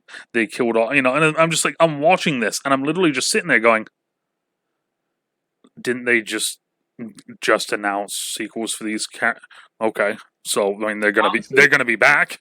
Cool. If I were them, what I would have done is if I were that promotional advisor for that company in charge of announcing what happens with the movies, I would have announced those movies in hype for Endgame or for Infinity War. Mm-hmm. And then a couple weeks after the hype from Infinity War died down, announced that all those movies are canceled. See, if they would have done something like that, then I would have been like, okay, this is kind of okay. And then let it go dark. Release movies with characters that are either in the middle of Infinity War or prequels that don't matter. Like, put them in a different time, or characters that we haven't seen yet. Release those movies. Kind of keep the ball rolling a little bit. Do Endgame. And then as soon as the hype from Endgame dies down, release all the trailers and all the posters that you've been working on for those movies that were quote-unquote canceled. Yeah. The amount of hype train that you would have gotten from that shit would be nuts. Because it's okay, you tease us with all these like great hard-hitting things like, okay, we're going to have Jake Gyllenhaal as Mysterio fighting Spider-Man, and we're going to have Black Panther 2 where he's going to be in the real world, and this is going to happen, that's going to happen. Oh, by the way, since those characters died, those movies aren't happening anymore. That would have, because for me, as soon as they announced, they announced their sequel, so I was like, all right, so they were already announcing their sequel movies. And then I found out all those characters died. Immediately, I didn't give a fuck about the movie. Like, as soon as people were like, oh my god, Spider-Man dies, I was like, cool, he has a sequel coming out in 2 years, don't worry about it. Right. And it's like, but he died. I was like, no, he has a sequel coming out in 2 years. Yeah. He's not dead. But he's dead. No, he isn't. He has a sequel. Like, and it's just like he had the plot already planned out. Like, it was like, okay, they've already teased that he's gonna be in it. Nick Fury's in it. Like, there was so many different like that. To me, that just like it ruins the movie, because now those characters, even though they are dead, they aren't fucking dead. They lost all emotional value of their death. With and I go to Superman. They kill Superman at the end of Batman vs. Superman. At the very end of the movie, some of the dirt starts levitating off the fucking casket. For the entire promotional run of Justice League, they didn't show Superman once. Yep. They had and that's the thing is like it's like okay, like we all like he's probably fucking coming back. But we can't fucking actually be sure. The only reason why we were sure was because fucking Jason Momoa literally is down on his on a knee, like hugging a young boy who's like bawling his eyes out because Superman's dead, and he's like, "Shh, shh, don't tell anyone. He will be back." Like that sort of thing. That's the only reason why we kind of knew it, you know. Right. But that's just I mean. But like it gave us like a hook. That was the hook for us. Like even if we knew that Joss Whedon ruined the movie, we knew it was garbage. We still went and watched it just to see if he was coming back. Exactly. Or just to get a crumb of like seeing Darkseid on screen. Mm-hmm. Like that's the thing that they don't like. People don't understand about DC fans. Like no matter how crap the movie is, no matter what they do to like butcher the casting or change directors in the middle, completely change the movie, we're still going to go see it. We're going to support it because that's what we love to do. Well, and the other thing as well is that I think as well the big one with DC fans is we're not afraid to say that our movie sucks. Like if one of our movies sucks, we flat out say, "Hey, this movie sucked. We still enjoyed it. We still went and watched it, but it's not a good movie." Cue Batman and Robin. Yeah. Cue Suicide Squad. But the thing is like, if I have the option to, I'm still going to sit down and watch Batman and Robin because 100%. It's still a Batman movie. 2, it's got Mr. Freeze, who's one of my favorite villains of all time, and I just like to see how bad it is. Mm-hmm. But like every single Marvel movie is the greatest Marvel movie ever. There is no bad Marvel movie, and that's their problem. Exactly that's the big problem.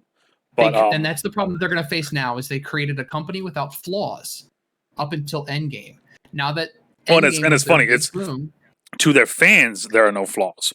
I am not a fan of the MCU, and I see all of the fucking flaws.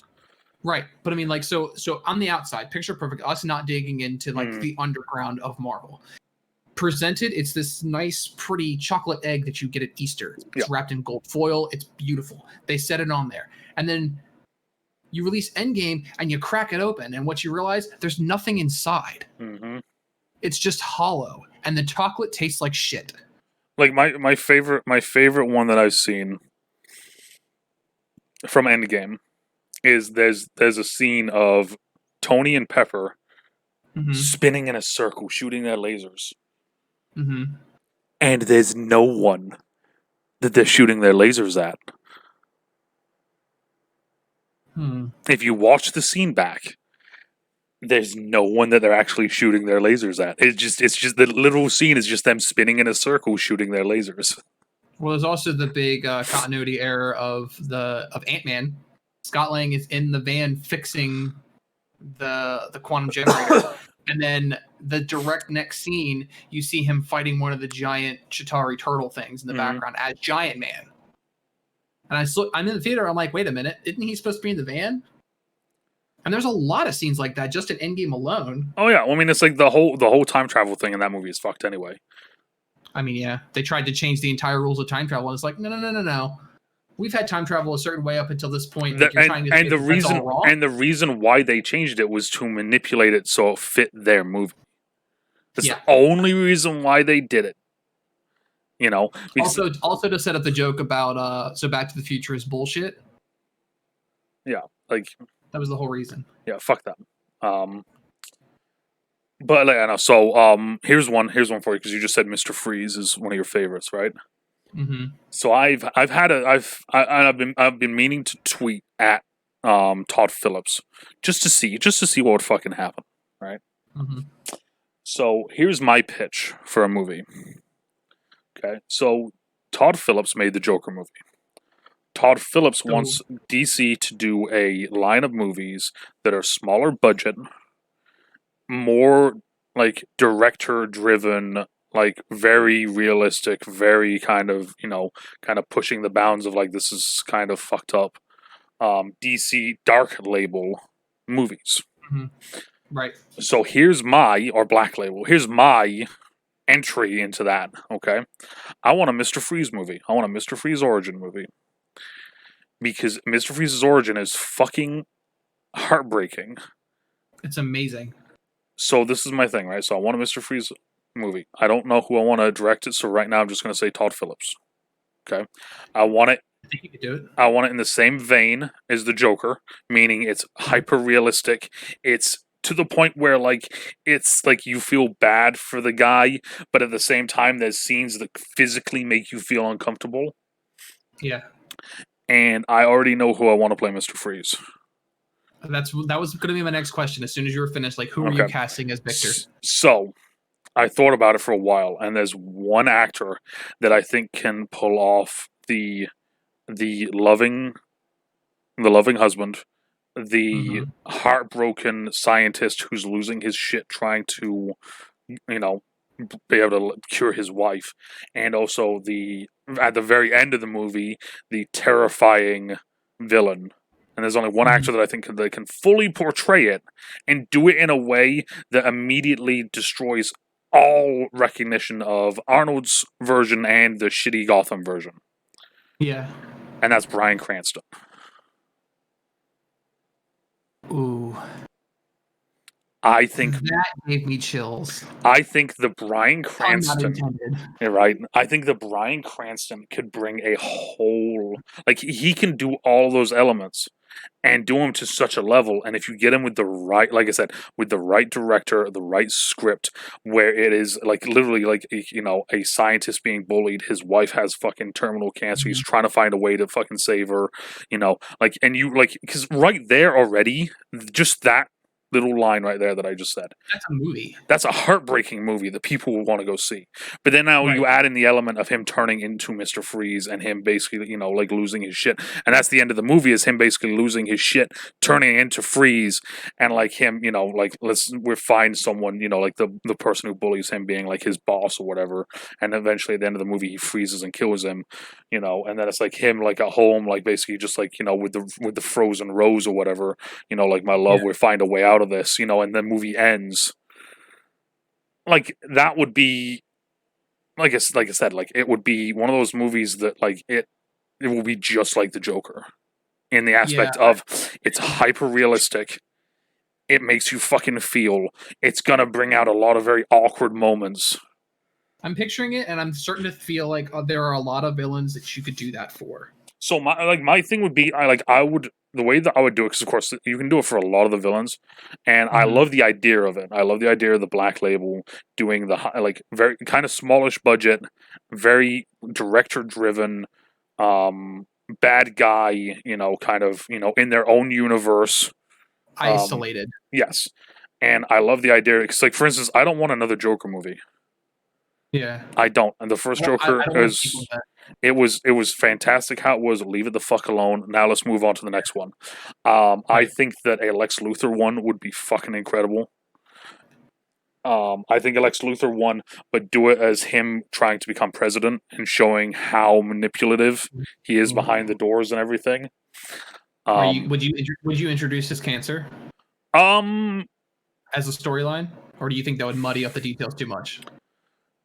I think that if you did it right, it would be okay, but I think it could muddy a little bit. Right. Maybe bring it up. Maybe have the diagnosis happen towards the end of the movie, and that's the snapping point. Yes. But a Luthor one, a Lex Luthor one, a Mr. Freeze one, I think would be great. I think a Scarecrow one would be pretty good, because then we could wipe the stain of Cillian Murphy off of our hands. I agree. I think that one would be a little bit harder to pull off. Because because it's one of those things where for me anyway, I'm trying to think of the villains that are very much more human than they are villain. And Scarecrow doesn't really scream that. Luthor and Freeze kind of do. Definitely. A Bane one potentially, but yet again, that's a very difficult one. Yeah. I mean, it's one, like I said, it would be one of those things I think a Reverse Flash one could be really cool, but that one would be, that one you couldn't do small budget. That one would have to be. No. You'd have to have a big budget for that one. You almost have to have ones that don't require a lot of special effects. There was one at one point that people were saying that they should do a Clayface one, and I think that is fantastic, but yet again, at the towards the pinnacle of the movie, that would require, or at least it potentially could require, a big CGI budget. I mean, not necessarily, because realistically, you could be very sneaky. Like, well, that's what I was saying. Like if he changes, like if he has to change people, don't show him changing. Just have it be like he turns a corner, now he's somebody else. And I think that I'm thinking more of like when you actually introduce him, like you show him as actual Clayface. Yeah, you know, I think they can still make it a smaller budget with doing like a scene or two at the very pinnacle of the movie at the end. But I love the idea of that though, of doing basically like a rogue gallery of DC where it's hyper realistic, very okay. So this will be interesting, actually. So if you were to pick 5, because I think if they did more than 5, it would start to get old after a while. So if you had to pick 5, which 5 would you do, not including the Joker? So Joker's already done. This is 5 more. So Freeze. So Freeze, obviously, because I just pitched the Freeze one. And then who would you cast as the leads in each one? So for Freeze, I'd pick Bryan Cranston. Right, that's a great casting. I love that. Then, like I said, I'd love to do I think a Lex Luthor one would be good. And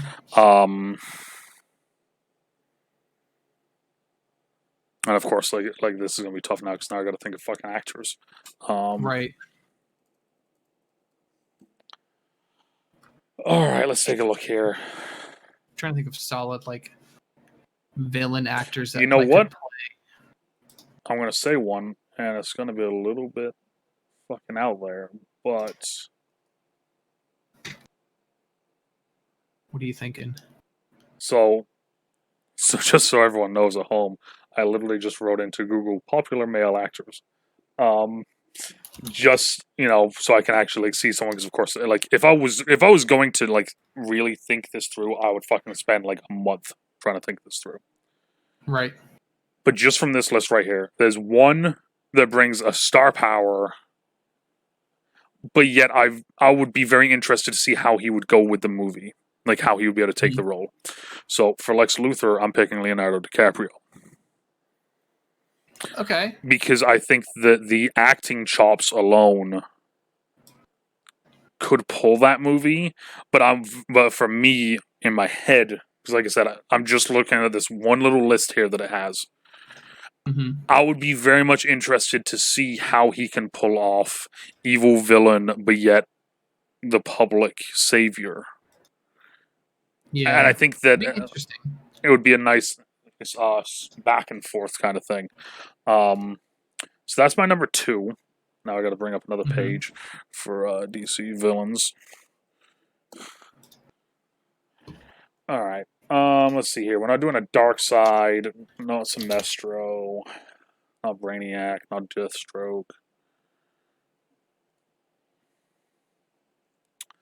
Oh wow, this is a list that I didn't want to fucking look at. Jesus shit. Oh, this is only fucking through E as well. Jesus. Well, I just clicked on it and it comes up and it's like Abracadabra, Whisper O'Dare, Agent Liberty, Larfleeze, Al Al Ghul, Talia Al Ghul, Amazo. Like I was just like, and I was like, oh, okay, not the list I was looking for. Or not the easy list I was looking for. God, you really put me on the spot with this one, Jagger. Hey, if I don't challenge you, I gotta make it interesting, right? Because the other thing for me, especially, is doing it with characters that aren't as well known. Yeah. So I'm gonna say for my number 3, I'm gonna pick Deathstroke. Okay. And I'm gonna go Joe Manganiello just because I love the actor and I love that casting is just. I want to see that actor as Deathstroke. I really do. It's great casting, and the studio did a great job with casting him as well.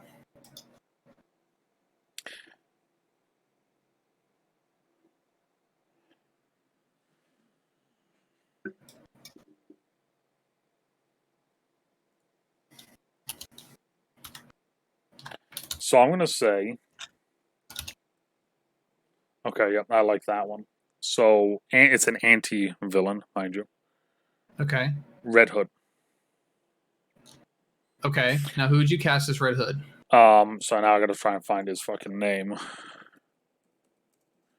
Because I'm just going purely off of this. Like, as soon as I clicked it, it showed up a picture of the guy here. So I got two names. Okay. So Aaron Paul, because that's the fan cast that they had. Okay, because I know who I would cast as Jason Todd. And I've But wanted this cast forever. So Aaron Paul was one that they had, and I kind of like that. The other one is Taron Egerton.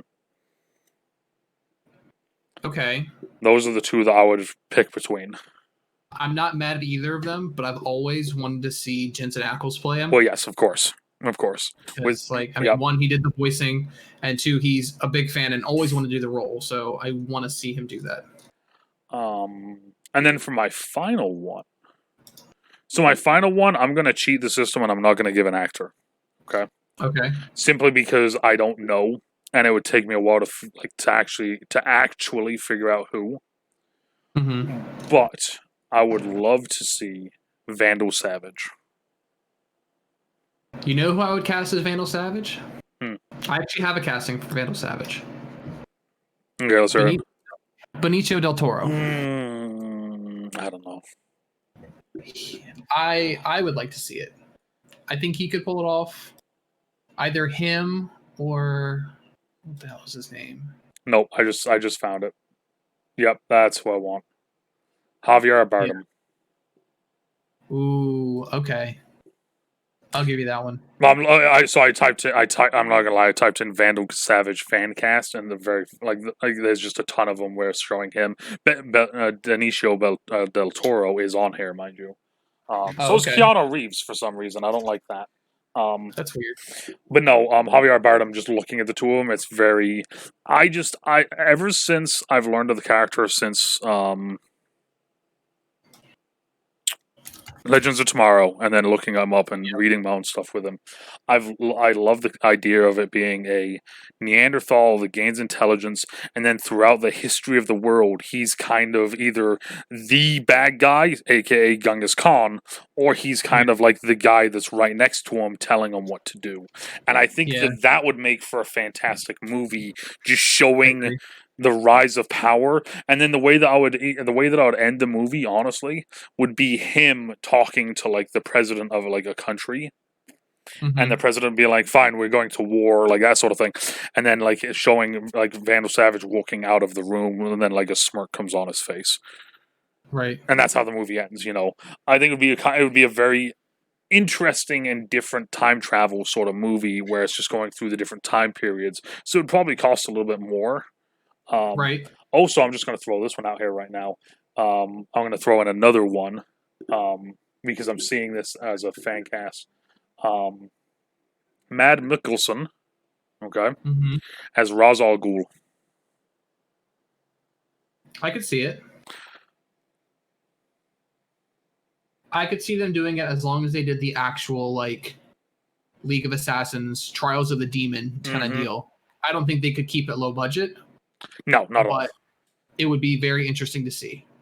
And of course, I'm going to throw this one out as well. I'm just throwing more of these out there, even though I just said that was the last one. Jason Momoa as Lobo needs to still happen. Let him be Aquaman and Lobo. I will say I did like the Lobo on Krypton though, and also I do love the fact that now that I've looked it up. Did you know that he insults people in a gender fluid way? Yes. By calling everyone Bastich, which is the mix of bastard and bitch. Yep, he's always done that. Like he's always been written that way. It's fucking beautiful, and I'm gonna try and recite it to memory more to say it on stream. I'm just gonna call everyone fucking Bastiches from now on. It rolls off the tongue. But exciting times for DC Comics. Definitely. So moving forward, XFL Return. Kind of interested. I was kind of intrigued. Do you pick this because I don't really see you as a football guy? Oh yeah, I mean, there's a reason why I sit there and watch you guys play Madden every day. Like, I'm not there just for shits and giggles and laughs and to make fun of Jeff and Sturge. That's part of it, but I do enjoy watching the football games. Okay, fair enough. I So I feel a little bit two ways about this. Mm-hmm. Everything The Rock touches is gold. Facts. However, we've had the UFL, the United Football League. We had the AAF, the Alliance of American Football.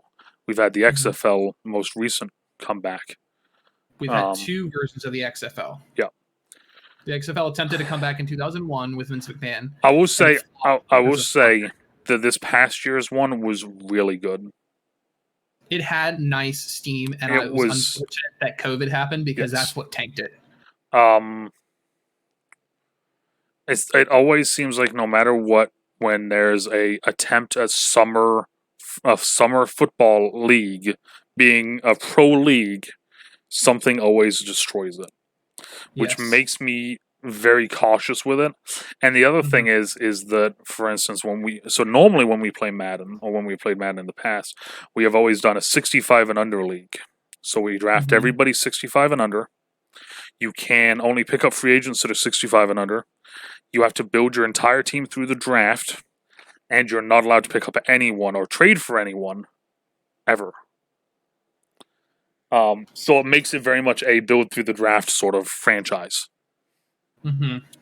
Now, with doing that, I know a lot of I've known for the last few years, I've known a lot of the lower high-profile characters in the league. Right. Which were the majority of the XFL and AAF, which made it really fun for me because I'm sitting there and it's like, I know like 40% of the league. Yeah. Where everyone else is like, wow, who's this guy? I'm sitting there like, well, you see here, champ. That guy was from Oregon State and he used to play corner, and his name is Tristan Decoud, and he's a fucking badass. Like that sort of thing. Now, because of that, that also means that I follow them on social media. And the reason why I brought up Decoud was because I'm almost 100% sure, I won't say 100 because I'm not always 100%. I'm pretty sure someone recently asked him if he would ever go back to the XFL, and he was like, ha, good joke. Yeah. And that's how a lot of the players feel now after having the AAF happen and then folding, and then having the XFL happen and then folding because of COVID, and just kind of the way that all went about. A lot of players are kind of very hesitant about it.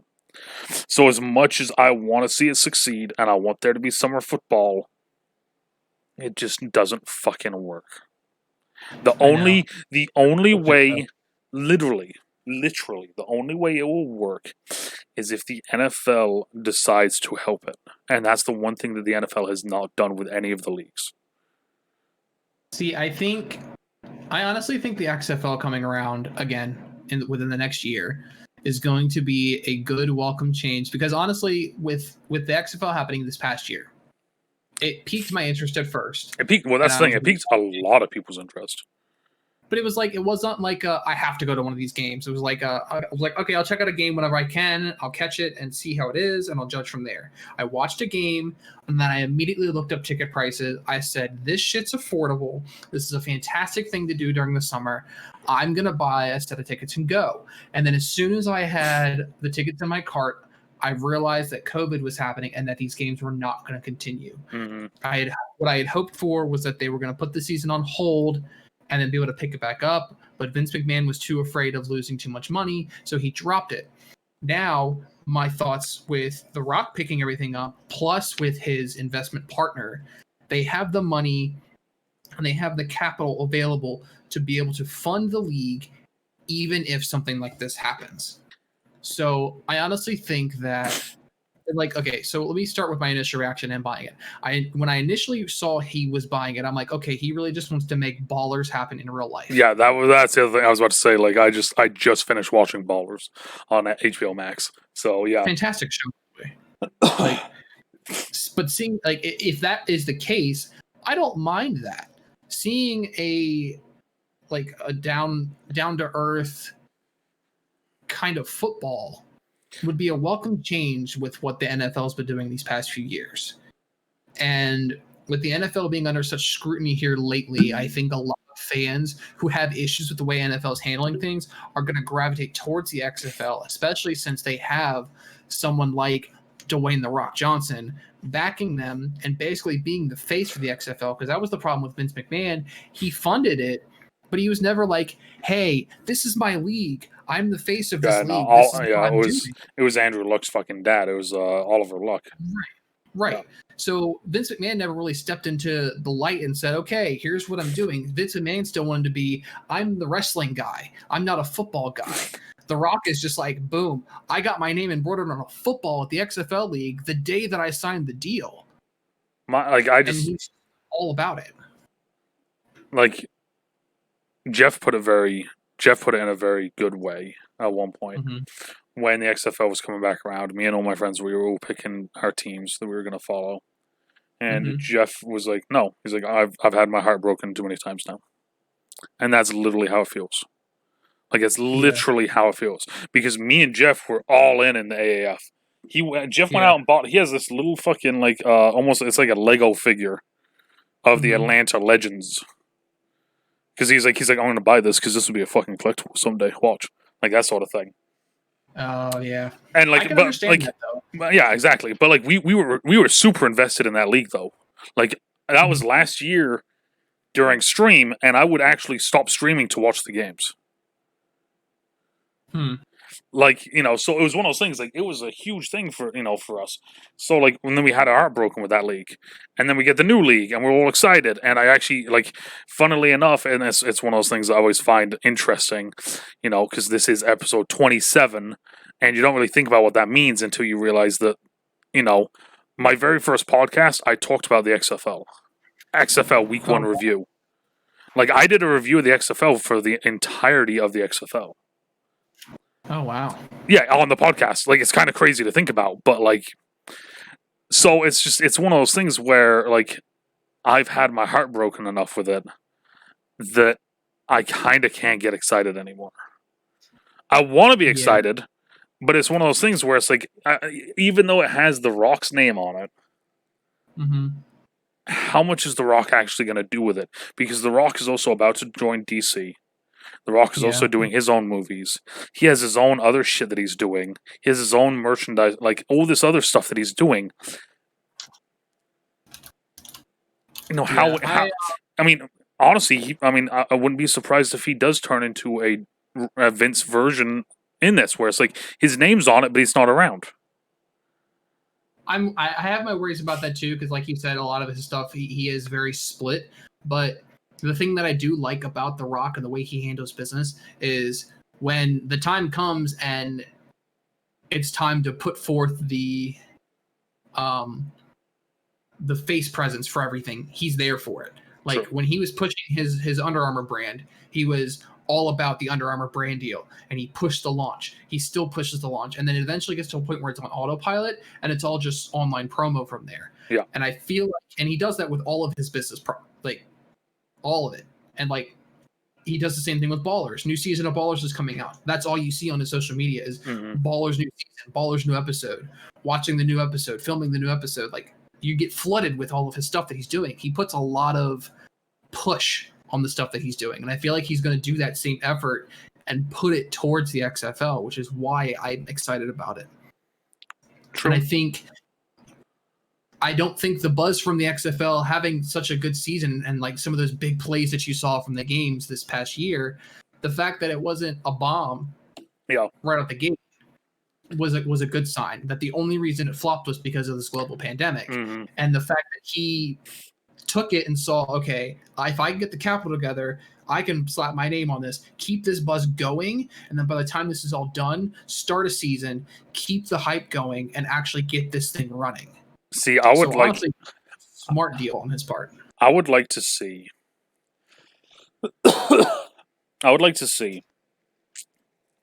Each division or each conference. Let's go each conference. No, let's go division. So each division. So AFC North, East, South, West. Right. Each one of those teams get 2 XFL teams. So right there's 8. So you get 16 XFL teams. So either go 16 or 1.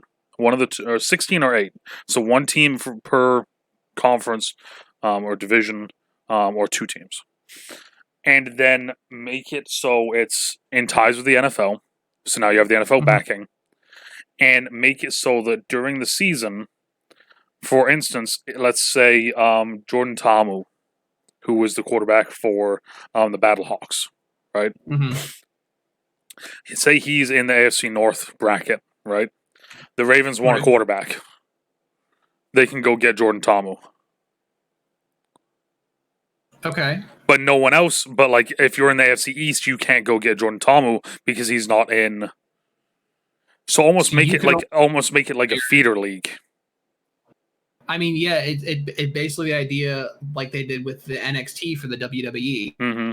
Well, I mean, even to put it in like not actual sports, but like other big name sports, the NHL has a minor league. Yeah. Baseball has fucking 3 levels of minor leagues. Yes. Basketball has a minor league, or has the G League. Football doesn't really have a minor league. You're right. It's called like people always say it's college football, but the thing that they don't always realize is that like the jump between college football and pro football is still a really big fucking leap. Yeah, it's a huge jump. Like you can't like unless you're like a star and you're putting up big numbers and you're actually scouted, the chances of you going straight from college ball to playing for a pro team very slim. And that's where I think that having a summer league with teams that are, I mean, and it doesn't even have to be like fully NFL stamped, just having the NFL's backing behind it would help. And putting it in the secondary cities. Fuck, put a team back in Oakland. Yeah. Right? Give states that don't have a team, give them a team. Exactly. Put teams put a team back in Oakland, put a team back in St. Louis, put a team up north, over in like the Dakotas, Montana area, right? Like put teams in these different areas, put a team in Portland, like Oregon, like all these different areas and have them play summer ball. And like I said, have it either be 8 teams or 16. I'm leaning more towards 8 the more I think of it. Have them each affiliated with certain fucking pro divisions. Regions. Exactly. And so then they can pick from them. So it's like, okay, so each year you have your base roster, and it's like, okay, make it so it's like, okay, each NFL team can only pick 2 people from each team. And do it all based off of record, right? And even almost do like a mini draft you could even fucking do. Like a mid-season draft, kind of. Like even before, like do it after the NFL draft. Do the NFL draft, and then have like the one where it's like okay, so like the Browns had the worst had the worst season. The Browns are gonna take this guy from the St. Louis Battlehawks, and like have it be like that where it's like okay, they take that guy, they take this guy. So then each one of these teams only lose maybe 5 guys or 6 guys or something like that. Yeah. So then that team stays as a whole fundamental team, other than those few pieces, which would just be which will be rotators. But if you think about it, if it rotates every few years, it's going to be different players. It's going to be different positions. So really, you're going to have these like kind of it will be a cool switching of the guard at these team levels, which will make the league even more interesting because then there aren't like if you get a guy there that's been there for years and hasn't been moved up to the NFL yet. That builds like a cult status. It builds a backing behind the guy. Yeah. So. And it's not like they're getting bad contracts over the XFL either. Like, I think it would be interesting because then you'd also have a place for like free agents to go. Mm-hmm. Like, say a guy, he plays well, he's a free agent. Teams aren't really interested in him for one reason or another, or he gets a deal that he doesn't like. It's not that he's 100% out for those seasons and he sits there and gets rusty. Like he could go and say, okay, well, I'm not playing in the NFL this year. Oh, exactly. I mean, like, and that's what, and I'll go play for them. Well, that's what happened. That's what happened in the AAF. Trent Richardson, for example. Trent Richardson was on the Birmingham Iron. And Trent Richardson has been a proverbial bust in the NFL. In the AAF, however, though, he was running over fucking everyone. Right. So I think that it would be a very interesting it'd be a very interesting concept to see how it would with the NFL backing and trying to incorporate it into the NFL being a minor league aspect of it. I think it would be very interesting to see how they could do it. Someone brought up something to me when the XFL was first coming out, and I don't know how they would actually control it, but someone said something about making it to where if the NFL and the XFL were actually connected, make it to where certain teams, like say your bottom teams in the NFL, have a chance of not being stamped by the NFL anymore and moving into the XFL. Yeah, that was the XFL moving into the NFL. Yeah, that was a very calm. As soon as the XFL started taking off in like week 3 and 4, that was a very common meme that you started seeing, which was that a lot of people were saying the best XFL team should play the worst NFL team, and if the XFL team wins, they now become a team in the NFL, and the NFL team now goes down to the XFL. And which gives actual stakes. As funny as it would be, there's physically no way you could fucking do it. I don't think that unless you did it in like a bowl setting. Even that. Think about it as if imagine like one year, like the Oakland Raiders have a bad year, and now suddenly they're down in the XFL. Yeah, imagine a team that's actually pretty damn good having the worst season, having to play an XFL team, getting sent to the XFL, only to completely wipe the XFL that year, and then end up right back in the same spot they were in the NFL. Mm-hmm. I think it's a very cool concept for a video game. If you put that into a video game, I'm all on board. That's a fucking really cool concept. Outside of that, however, I'm good. Nobody send this to EA. Yeah, right. Dear God, no one to send this to. Even if they did, EA would probably fucking throw it away because it's too good of an idea. Right. Facts. But yeah, so my thing with the XFL returning, I will try to be optimistic, but you're not getting your hopes up. Exactly. This is the first time I will say that because I was all fucking up in arms for the XFL. I was all fucking ready for it. But after COVID and the way that everything has gone, and the fact that we're probably, I'm on the proverbial sword's edge on this one, where I believe we will have an NFL season because it's the fucking NFL and it will happen. But I'm also on the side of Jeff that says that we will not have a fucking season this year. I think if we do have a season, it's going to be a very scaled back season, and I think. Well, my thing with it, the hard thing is, I think it's going to be.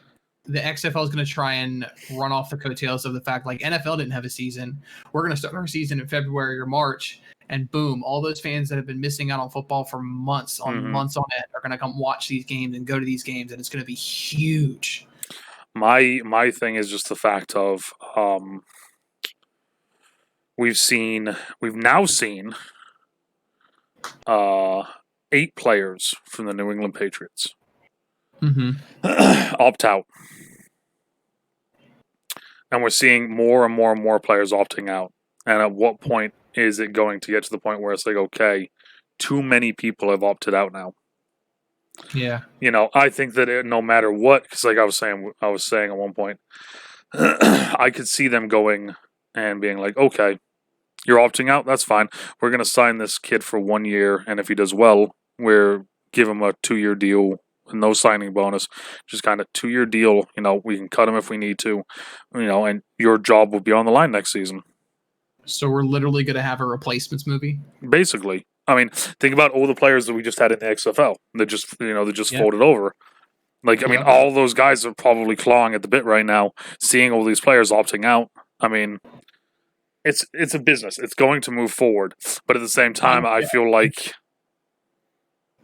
this might be one of the few years where when I'm fucking 70, I'm telling, either my kids or some kids on stream, I remember back in 2020 when, the pre-zombie COVID happened, and we didn't have football, Yeah.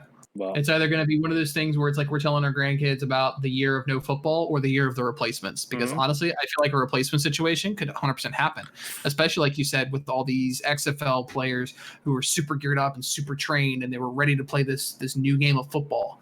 And if they get an offer from like say you have the entire DC Defenders team and it's like all of Baltimore decided to opt out of the game and they're like, hey, y'all want to play football for this amount of money for a year? Come on. Yeah, I mean, like, and honestly, that's the way. If I was like a GM or an owner or something like that, I have players opting out. I'm like, okay, like I understand the health, the health risks. I understand why you're doing this. What I will tell you is this: is if you do not play for this season, you're still going to have a job. But what I can't guarantee is that you won't have a competition when you come back. Yeah. Because what I will do is I'm going to find someone to replace your position now, because you now left a hole in our team. I'm going to find someone to take over that spot. I'm going to offer them a deal, and if they perform well, they will get a longer deal. And that will build incentive for the players that are willing to risk it. Yep. But then also later on down the line, it will create competition. Yeah. I think it'll definitely shake up the NFL 100%. So, and I think it's what we need really for football. It'll make football more exciting, because then you're watching these teams wondering, hey, is this random nobody kid going to take the spot of somebody like Tom Brady? Like, yeah, exactly. I mean, like, and it's you're getting all-star quarterbacks that are like, I'm not going to play football, and then you have some nobody kid from Podunk, South Dakota that comes in and says, yeah, I'll take that job. Yeah, exactly. I'll play NFL football for a year for $500,000. Like, fuck it. Yeah. I mean, it's going to be no matter what, because I mean, it's one of those things. Let me see here real quick. We have a month, because 9/6 is the Sunday before the season starts, because that's going to be the podcast where I bring the guys on and we're going to talk about the matchups, and we're going to do that every week. That's going to be the podcast for the next little bit after that. It's just talking about the weekly matchups. But yeah, no, it's like like my thing, like with me saying that is, will there be a league? Will there be a season in a month when we do that, or will it be gone? And will we just? That's a big question. So, so moving on to the final topic, and that is the recurring segment on the channel with new guests, and that is my life as a. Oh, that's where I say my job title, right? Mm-hmm. Yeah, I'm a sheet metal draftsman, which sounds super cool, but it's really not that interesting. Okay, so explain, because yes, it does sound really fucking cool. Okay, so everybody knows that most buildings, actually all buildings, have to have air conditioning and heating now. So the way you get that air conditioning and heating is via ductwork, which is just pieces of sheet metal folded into different shapes that carry the air from the outside or rooftop unit to where it's supposed to go, which is usually vents or grills. My job is to design the systems. So they give me a spec sheet of what the unit looks like with the openings and the sizes, and then I have a certain pressure class that I have to go by based on how much air is being pushed through the building. And I have to get air from point A to point B and back to point A. Okay. So I have a computer program that I use called AutoCAD that allows me to do that. And I can actually go in and I can draw. I get drawings of the buildings. I have my layout. I put my unit where it's supposed to go at elevation, and then I draw the ductwork from that unit to exactly where it needs to go. And that's about it. And then I have to typically coordinate with the other trades that are in the building with me. So like I'll draw the ductwork and I'll send it to the general contractor. And then they'll say, okay, we're going to put this in the 3D model online. And then every week we're going to have a meeting, and you're going to basically justify why your stuff needs to stay where it's at.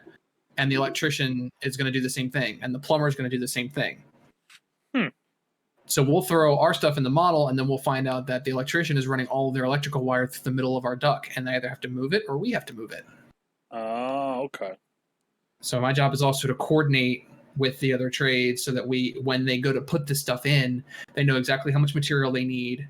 They know exactly which way they're supposed to bend it, so that if the electrician gets ahead of us and they put all their stuff in, when we go to put our stuff in, we don't have wires going through our stuff, or we're not running into sewer drains or sprinkler pipes or things like that. it makes jobs go a lot faster, especially when they're high profile jobs, which is a lot of what I do is high budget, high profile jobs. It's what you're saying is, it sounds really fucking cool. I mean, the fact that you were, like you said, like it doesn't sound as cool as it is. I mean, it still does though. I mean, you're, fucking around with, buildings and, the air coming in and out. And I just said, like 7 times. I just caught myself doing that. Jesus. Yeah. I think the most interesting part about my job really is just like the types of buildings that I'm working on. Like my biggest contract right now is I'm designing relief air systems for Amazon.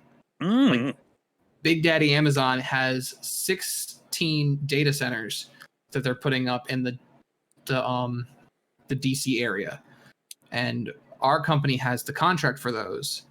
So they have all of their data centers that basically control the internet. All the servers for access servers for Twitch, access servers for Amazon Prime. It's all in these buildings. And my job is to make sure that the ductwork that we're putting in there is going to keep these servers cool so they don't overheat. Okay. So it's a big deal, and it's very much copy paste because we have the designs all set out. We just kind of copy paste them to new buildings because all the buildings are identical. But it's still kind of cool because it's like, hey, this is the stuff that basically runs the internet right now because of how much Amazon controls. Yeah, exactly. I mean, that's fucking cool. I mean, I dig it. It's definitely. I mean, doing this segment. I've only done it with a few people now, but it's very like I'm finding it very interesting learning about what people are doing because it's things that you would like you obviously know would have to happen, right? But you never really think about it too much, right? Like you never walk into an office building and wonder, how am I staying cold or how am I staying warm? Exactly. Or where does that vent go to? And when in reality, you look up into a ceiling and you see this little square tile that looks like a street grill, and really that's got pipe hooked to it, which is then fed up through structural steel to a bigger trunk line, which is then attached to another line, which goes to an entirely different system, probably on the opposite end of the building. Yeah, it's crazy. That's crazy to think about.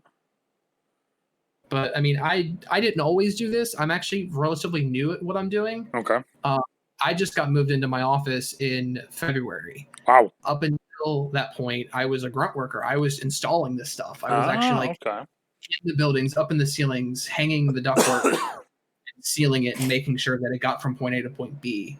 And that job sucks. I can only fucking imagine.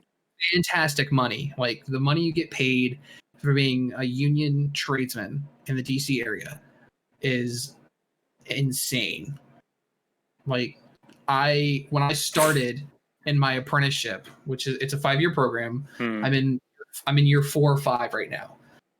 And right now and I've worked as a sheet metal worker for 6 years. So I did 2 years of working in sheet metal making $10 an hour. So then I left and I did other stuff. I came back to sheet metal at $15 an hour because I negotiated that. Then I joined the apprenticeship. I moved up to $19 an hour. And now within 3 extra years, I started my 4th year at $31.50 an hour.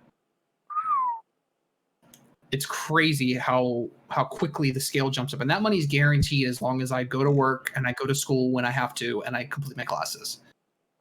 It's also crazy that you're getting paid that much to watch me on stream most mornings.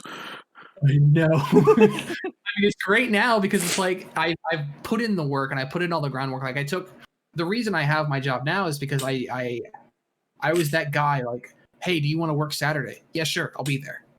Yeah. Do you want to work 12 hours today? Yeah, sure, no problem. Hey, I know you've already been here for 10 hours, but can you stay for an extra 2 or 3 to make sure this job gets done? Yeah, I got sure. You wanna be that guy that goes to a job that's 3.5 hours away. You can either make that commute every day, or we'll put you in a hotel for the weeks on end and do that for 4 months. Sure, why not? They pay me per diem. I'm away from home for 5 days and I do my job.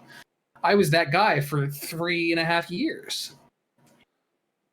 I mean, and then I went and I took classes after work. Like I would go to work, I would go home, shower, and then drive back to the union hall and go to school at night just to learn this program that I'm using so that I knew what I was doing. And I would keep talking to the people in the office and say, hey, do you have a spot opening up? And he's like, we might have something coming down the pipe. Okay, cool. Keep me in mind. Here's my credentials. This is the certifications that I have. This is all I'm doing. I actually worked my ass off to make it so that I don't have to climb ladders every day because that shit is painful and tiring. Mm-hmm. So, that's fucking cool though, because like you just said about climbing the ladder, like you literally started off as a grunt worker, busted your ass, did the extra effort that you needed to, and now you're at a higher position. Yeah. I get a lot of shit for it from other people in my class. They're like, hey, how do you have an office already? I'm like, because I busted my ass for it. I didn't just go in and do my 9 to 5 and go home. I mean, and I'm going to fucking say it, and there, if people get to this part of the podcast and watching it later, some people will like this thing I'm about to say, some people won't, but that's the fucking American way. You busted, you had a job where you were busting your ass, you did extra work to bust your ass to get to a higher position. And now you're at a higher position, you're still busting your ass. Yeah. Like, that's the way you fucking do it. No matter what people, all the shit that's going on the road today, you only are going to get to the point that you're at by busting your ass. I went from where I'm at right now with being a shipping manager. I went from working part-time doing just online orders to being like working with my dad, who was the shipping manager at the time, working with him to help him do it, to then me running it with him helping me, to then me having my first assistant, then my second assistant, then my third assistant, and now it's back to me doing it by myself. But now we're at a point where, because of the whole COVID stuff and the way that we did unemployment and everything like that, I'm now at a point now where I think it's until the end of October, I want to say, I basically, as long as the orders go out, I'm getting paid for 40 hours right now. Oh, well, that's sweet. Yeah, so like there's weeks when like I'm going to be able to do my stream stuff like I want to more. And then there's other weeks where it's like I'm going to be going back to my old schedule of being on stream like at 4 o'clock. Right. But the cool thing is though, is like I talked to the person that does our hours and I brought it up to her because because we were making good money on unemployment when we weren't working. And then we went back to working. But then we were being told that we only have to work 20 hours and we're going to get paid for 40. So I'm like, this is fucking confusing the shit out of me. And I brought that up to her. And she goes, look, she's like, up until this date, this is how it's going to be. She's like, as soon as that date happens and like we get to it, she's like, I'll let you know because I know that you've been streaming more. So I'll let you know going like working up to that so that then you can start to get back in the habit of working a 40-hour week. Because like right now, honestly, I'm working like 8 to 10 hours a week. Yeah. Meanwhile, I'm busting my ass and getting out thousands upon hundreds of thousands of fucking dollars worth of jewelry. Yeah. But I'm like, instead of me doing it before, where it's like I'm doing a little bit here and there, and then I do this and that, and then I fuck off for an hour, then I do this and that. Now it's like I go into work, I bust my ass, I get the fuck out of there. Right. So I mean, that's kind of where I'm at. Like the reason I'm able to sit there and like watch your stream most of the time is like by the time you get on, I've done all the work that I have to get done that day, unless there's something really pressing that comes up. Yeah, exactly. I get my ducks in a row so that my days are easier. Yeah, I mean, and that's the thing. It's like it's one of those things that I feel like there's a lot of people that don't do that. For instance, I would go into work, I'd bust my ass, I'd do what needed to be done, and then I'd fuck off for a little bit. Everyone in the company knew I did. But they also knew, though, that I busted my ass and I made sure that everything was going out in time. I had an assistant that would come in and wouldn't do fucking anything.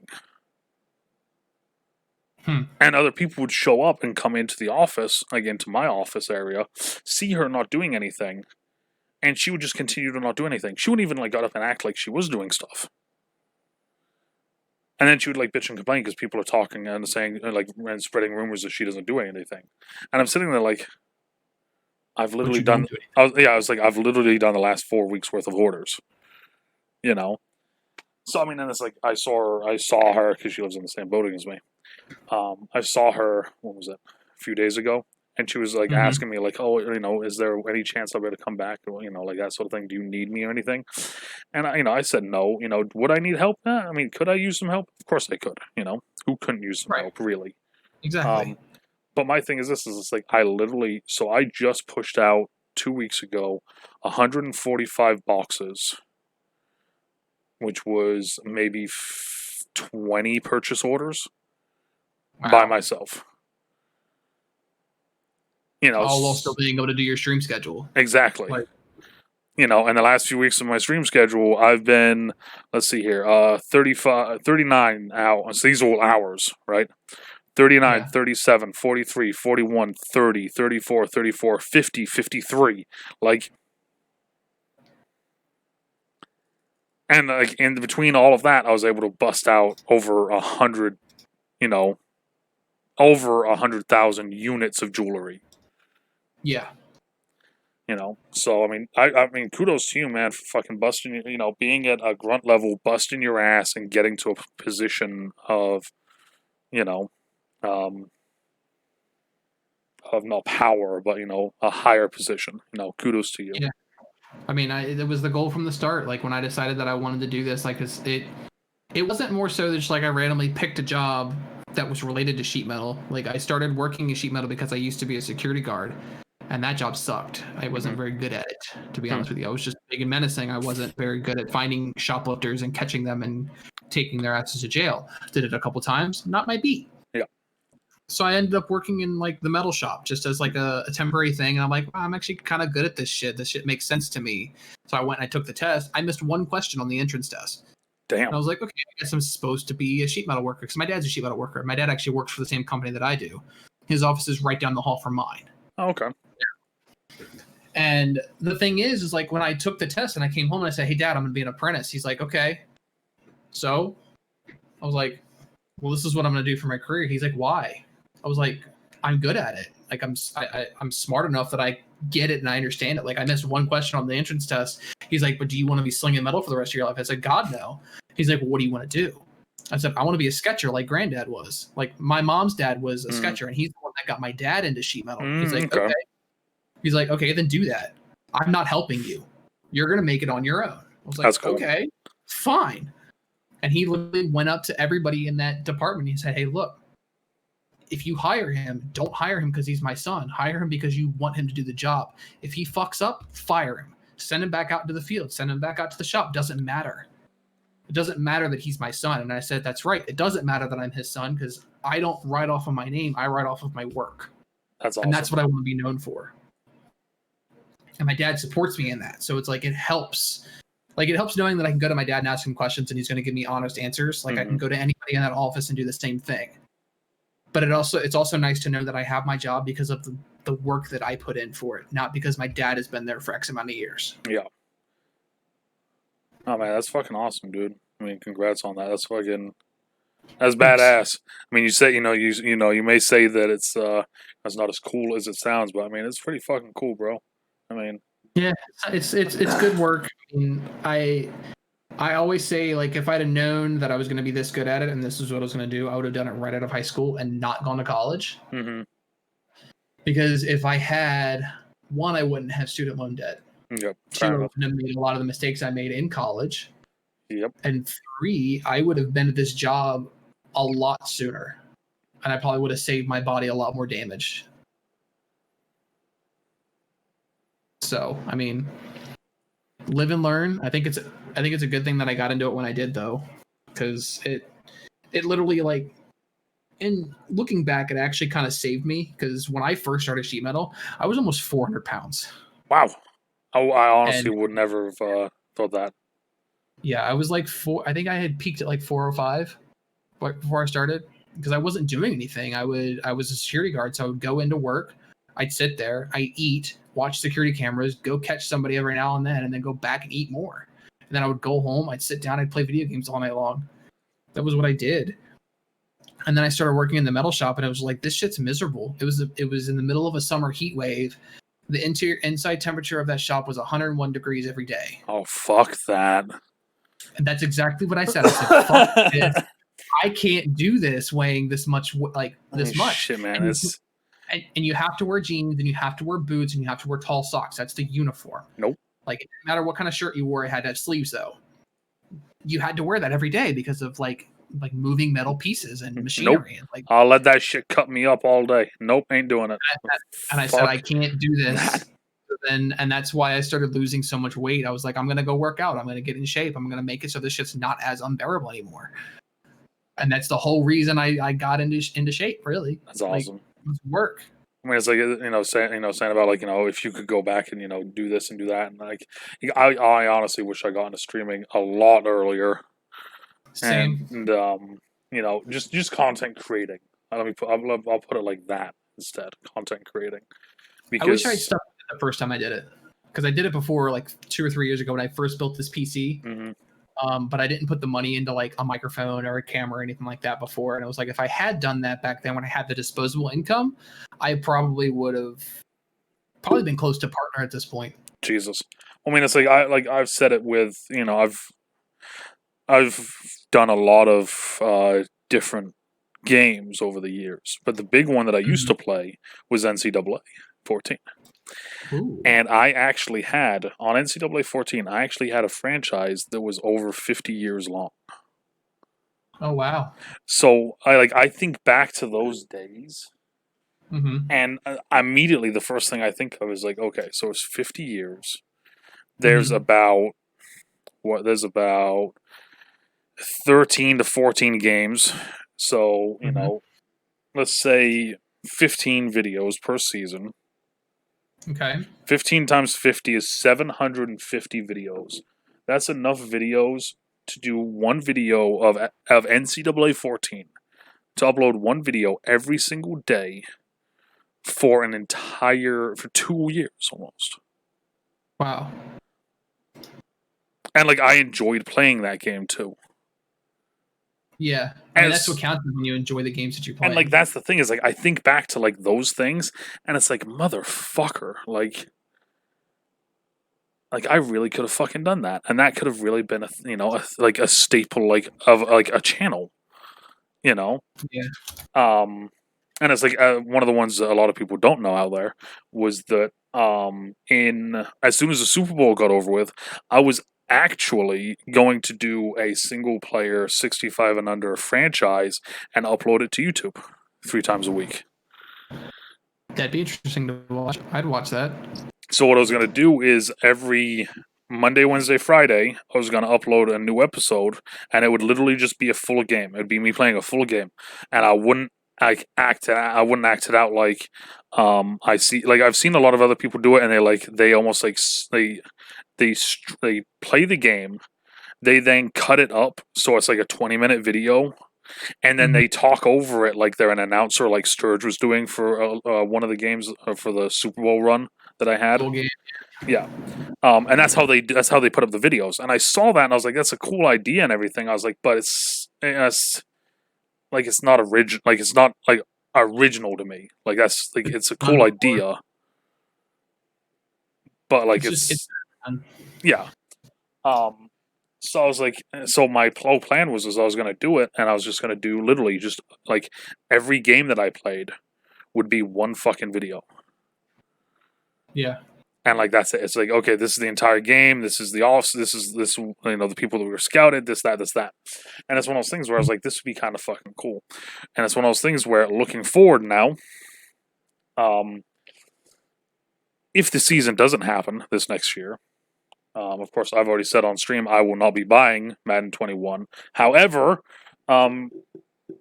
followers and viewers have now decided to start paying me money, saying, put this towards the Madden fund. I saw that. So I'm probably going to be playing the new fucking game, even though I don't want to. But if there is no season,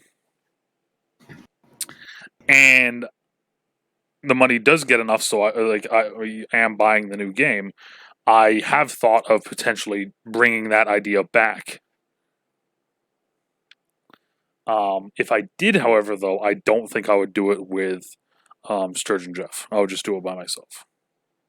It's probably a good idea, honestly. Just keep the teams as they are and just do like your own NFL season, basically. Well, so I was gonna do my 65 and under franchise. I was gonna explain it all, and like this is how we're gonna do this. But the reason why I was gonna do it without them is because with them in it, it adds a whole bunch of other elements and adds a bunch of other elements. It adds more variables. It adds all this stuff that is more to add on to the entire season, Whereas if I do it by myself, there's a lot of it's just it's this, it's that, it's this, it's that, done. Yeah. So I think, like I said, main word here, big words. I think if I did do it, that's how I would do it. But I mean, we'll see. We'll see what happens. It's an idea that I've thought about, but I don't know exactly if I would do it or not. The other thing as well that would be interesting for me to figure out would be how I would go about playing it, because I can only play 2 or 3 games before I'm like, fuck this game. Oh yeah, I know. I've seen it. I've seen it live. Yeah. So I mean, it's one of those things where it would be very interesting to see what the upload schedule would be like. Yeah. But anyways, that's a potential topic for down the line. Anyways, as this is drawing closer to the end here, do you have anything else that you would want to bring up? Not really. I mean, we pretty much covered everything. We definitely covered DC Comics very thoroughly. Yes, we did. I knew that was going to be a long, drawn out topic. That's kind of why I threw it out there. Oh yeah, we could riff on that for a long time. Well, this is now the longest podcast out of all of them, officially. Yes. So you now records. have that record. So, Sweet. But thank Take you, that, Jeff. Thank you though for coming on the podcast this weekend. I really appreciate it. Anytime, man. I'd love to come back if you'll have me. Oh yeah, I mean I probably will at some point. I will put the link to your stream in the description, so everyone out there, if you haven't, make sure to go follow Jagger. He's a lot of fun to watch. I thoroughly enjoy it, and we're trying to get him a new camera. So if you do follow, let's try and get him so we can get his sub badge, and then you guys can get to subbing and help him get that camera. We're getting there. We're getting close. My average is getting towards the 3.0 mark. So there we go. Right. So let's help our boy out. All right. But much appreciated. But yet again, thank you though for coming on. I really appreciate it. This has been a great podcast. I've enjoyed it. Great talk. Been a lot of fun. Definitely. So, depending on where you are, good morning, good afternoon, good evening, and good night. Stay out of trouble. Stay safe, and we will talk to y'all later. Bye.